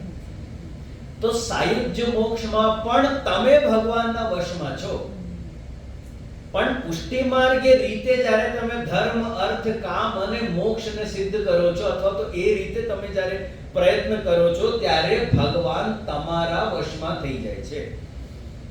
મુક્ત થવાની ઈચ્છા છે નહીં આપણી અંદર. હવે પ્રણાલિકા છે આપણી પાસે શિંગાર કરવા માટે, નિત્યની સેવા કરવા. હવે જો પ્રણાલિકાને નહીં ફોલો કરીએ તો પ્રભુ આપણને બેલ આપવા મારે છે. ઐચ્છિક શિંગાર આપણે કરીએ છીએ કે નથી કરતા? અમુક વાર જે શિંગાર લખેલું હોય એવા વસ્ત્ર શિંગાર આપણી પાસે ન બિરાજતા હોય તો આપણે પછી જે બિરાજતું હોય એમાંથી આપણે શિંગાર કરીએ છીએ નથી કરતા? જે સામગ્રી લખી હોય એ જ સામગ્રી આપણે નિત્ય ધરાવીએ છીએ. જે સજાવટ લખ્યું હોય એ જ સજાવટ. અરે હું તો ત્યાં સુધી કહીશ, એવી સાંજે નથી કરતા આપણે. જે દિવસ જે ટાઈપની જે સાંજી થવી જોઈએ એવી સાંજી પણ આપણે નથી કરતા. પણ પ્રભુ આપણને કઈ કહે છે? બે દંડો મારે છે. પ્રભુનું નામે આપણાથી બરાબર લેવાતું નથી. ભલે મહાપ્રભુજી બોલી બોલીને થાકી ગયા ચારે શ્લોકમાં, સ્મરણમ ભજનમ ચાપી, સ્મરણમ ભજનમ ચાપી. અરે ત્યાં સુધી આપણે તો ચા લઈને પછી સ્મરણ ને ભજન ચાલુ કરીએ. જ્યાં સુધી સવારની ચા નહીં મળે ત્યાં સુધી આપણું સ્મરણ ભજન ચાલુ જ નહીં થાય. મંગળ ભોગ પછી આવશે. સાંજનું દૂધ હોય ને, પહેલા મારી ચા બનશે, આપણે ચા લેશું, પછી પ્રભુનો દૂધ ગરમ થશે. તોય પ્રભુ આપણને બેલ આપવા મારે છે. અહીંયા મારા દૂધના ઠેકાણા નથી ને તું પોતે ચા પી રહી છે. આ પુષ્ટિ માર્ગ પુરુષાર્થ છે. જો તમે પુષ્ટિ માર્ગના અર્થે, પુષ્ટિ માર્ગમાં કેવાયા પ્રકારથી તમે ધર્મ, અર્થ, કામ અને મોક્ષના પ્રયત્ન કરશો તો ઠાકોરજી તમારી આગળ બંધાઈ જાય છે. તમે પછી ઠાકોરજીને જે રીતે રાખો, જે રીતે સેવા કરો, ઠાકોરજી એને પ્રેમપૂર્વક સ્વીકારે છે. જેમ આપણે પહેલા પણ જોઈ ગયા કે ભાઈ આપણી અંદર એવી કોઈ સ્વતંત્ર વિશેષ લાયકાત નથી, એવો કોઈ વિશેષ અધિકાર આપણને મળતો નથી, એવી કોઈ વિશેષ ભક્તિ ભાવના આપણી અંદર નથી કે પ્રભુ આટલું એડજસ્ટ કરે. પણ છતાંય જો ઠાકોરજી આટલું એડજસ્ટ કરીને આપણા ઘરે બિરાજે છે, આ ઠાકોરજીની મોટા મોટી આપણા ઉપર કૃપા છે. એ કૃપા એ પુષ્ટિ માર્ગીઓને જ મળે છે, એ મર્યાદા માર્ગીઓને મળતી નથી. એટલે તો પછી પૂર્વાચાર્યોએ લખ્યું કે મોક્ષઃ કૃષ્ણસ્ય ચેત ધ્રુવમ. ભગવાન શ્રી કૃષ્ણનું થઈ જવું એ જ પુષ્ટિ માર્ગીઓ માટે મોક્ષ છે. આનાથી મોટું બીજું શું જોઈએ? કે આપણે ભગવાનના થઈ ગયા, ભગવાન આપણા હિસાબે થઈ ગયા ને આપણે ભગવાનના હિસાબે થઈ ગયા. આ જ પુષ્ટિ માર્ગીઓ માટે મોક્ષ છે. ને આ જ વાત વૃત્રાસુર એની ચતુશ્લોકીમાં કહે છે, મમોત્તમ ઉત્તમ શ્લોકે જનેષુ સખ્યમ સંસાર ચક્રે ભ્રમત સ્વકર્મભિ ત્વન માયાત્મજ દારગેહે શ્વાસશ્ચિત્તસ્ય નનાત ભૂયાત. हे प्रभु, मेरे कर्मों के अनुसार जहां भी मुझे जन्म मिले, जहां भी मेरे को जन्म मिले, वहां आप इतनी कृपा करना कि आपके आश्रय जहां मुझे प्राप्त हो, ऐसे जगह पे मुझे जन्म मिले. आपके भक्तों का ऐसी जगह मुझे जन्म मत देना कि जहां पे आपके भक्त ही नहीं हो. आपके भक्तों का आश्रय मुझे निरंतर मिल सके, ऐसी जगह पे आप मुझे जन्म देना. घर, परिवार और लोगों में, समाज में, सगे संबंधियों में मेरी आसक्ति नहीं रहे, ऐसे घर में मुझे जन्म देना। આના જ સંદર્ભમાં હું ઘણીવાર વૈષ્ણવને પૂછું કે આપણને કેવો સાસરો મળે તો પ્રભુની કૃપા કહેવાય? બહુ પ્રેમ કરનારો સાસરો મળે એ પ્રભુની કૃપા કે ક્લેશ કરનારો સાસરો મળે એ પ્રભુની કૃપા? વૈષ્ણવના સંદર્ભે વિચાર કરીને કહો કે ઠાકોરજીની કૃપા કઈ? બહુ પ્રેમ કરનારો પરિવાર કે બહુ ક્લેશ કરનારો પરિવાર? ઠાકોરજીની કૃપા કઈ? ક્લેશમાં પણ પ્રભુનો વિચાર આવે તો ભગવત કૃપા. એવું નહીં કે ક્લેશમાં પછી આપણે અન્યાશ્રય કરતા થઈએ. વૃત્રાસુર શું માંગી રહ્યા છે ઠાકોરજીની આગળ? ભાઈ મારા કર્મો અનુસાર આપ મને જ્યાં જન્મ આપવો હોય ત્યાં આપ આપો, કઈ વાંધો નહીં, પણ ખાલી આટલું આપ ધ્યાન રાખજો કે ભાઈ આપના ભક્તોનું આશ્રય મને મળે અને મારી આસક્તિ ઘરમાં, પુત્રમાં, પરિવારમાં, સગા સંબંધીઓમાં નહીં લાગે એટલી આપ મારા પર કૃપા કરજો. આ જ મારા માટે મુક્તિ છે. મને બીજું કંઈ નહીં જોઈએ. આ બધાથી જો હું મુક્ત રહું, આ ઘર સંસાર ને આ લોકથી હું મુક્ત રહું, આસક્તિ મારી એમાંથી છૂટે ને આપનામાં મારી આસક્તિ રહે, બસ એટલી મુક્તિ મને મળે તો મારા માટે સફિશિયન્ટ છે. મારે બીજું કંઈ નહીં જોઈએ. भगवदियों के भक्तों के चतुर्विध पुरुषार्थ अन्य कोई नहीं, स्वयं भगवान श्री कृष्ण है. और वो भी अपने भगवान, अपने घर में विराजते ठाकुर जी ही अपने चतुर्विध पुरुषार्थ हैं. इसी बात को समझाने के लिए श्री महाप्रभु जी ने चतुश्लोकी ग्रंथ की रचना करी. इसी के साथ समय तो पूरा नहीं होता है, पर चतुश्लोकी ग्रंथ अपना यहीं पे पूरा होता है. मैं एक बार फिर से मनोरथी परिवार को, किशोर भाई मेहता और उनके पूरे परिवार को मैं खूब खूब बधाई और खूब खूब आशीर्वाद देता हूँ.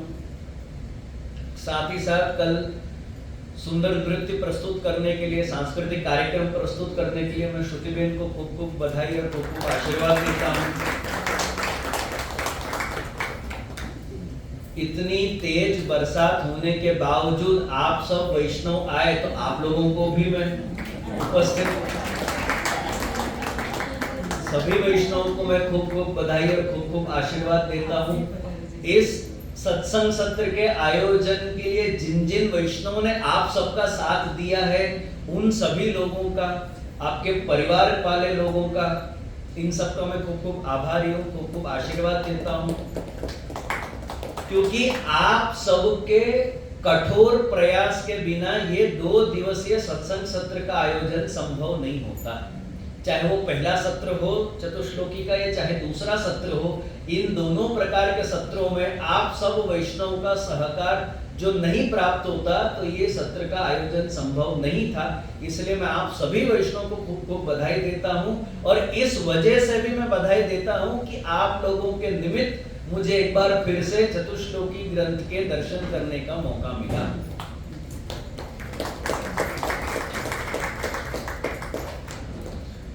बाकी विशेष कुछ और नहीं कहते हुए बस इतना ही कहूंगा कि इसी प्रकार से श्री महाप्रभु जी के माध्यम से अपन मिलते रहें, उनकी वाणी एक दूसरे को सुनते और सुनाते रहें. अपनी रति, अपनी मति, अपनी गति महाप्रभु जी के युगल चरणों में बंधी रहे. इसी शुभेच्छा से अपने वक्तव्य को श्री महाप्रभु जी के युगल चरण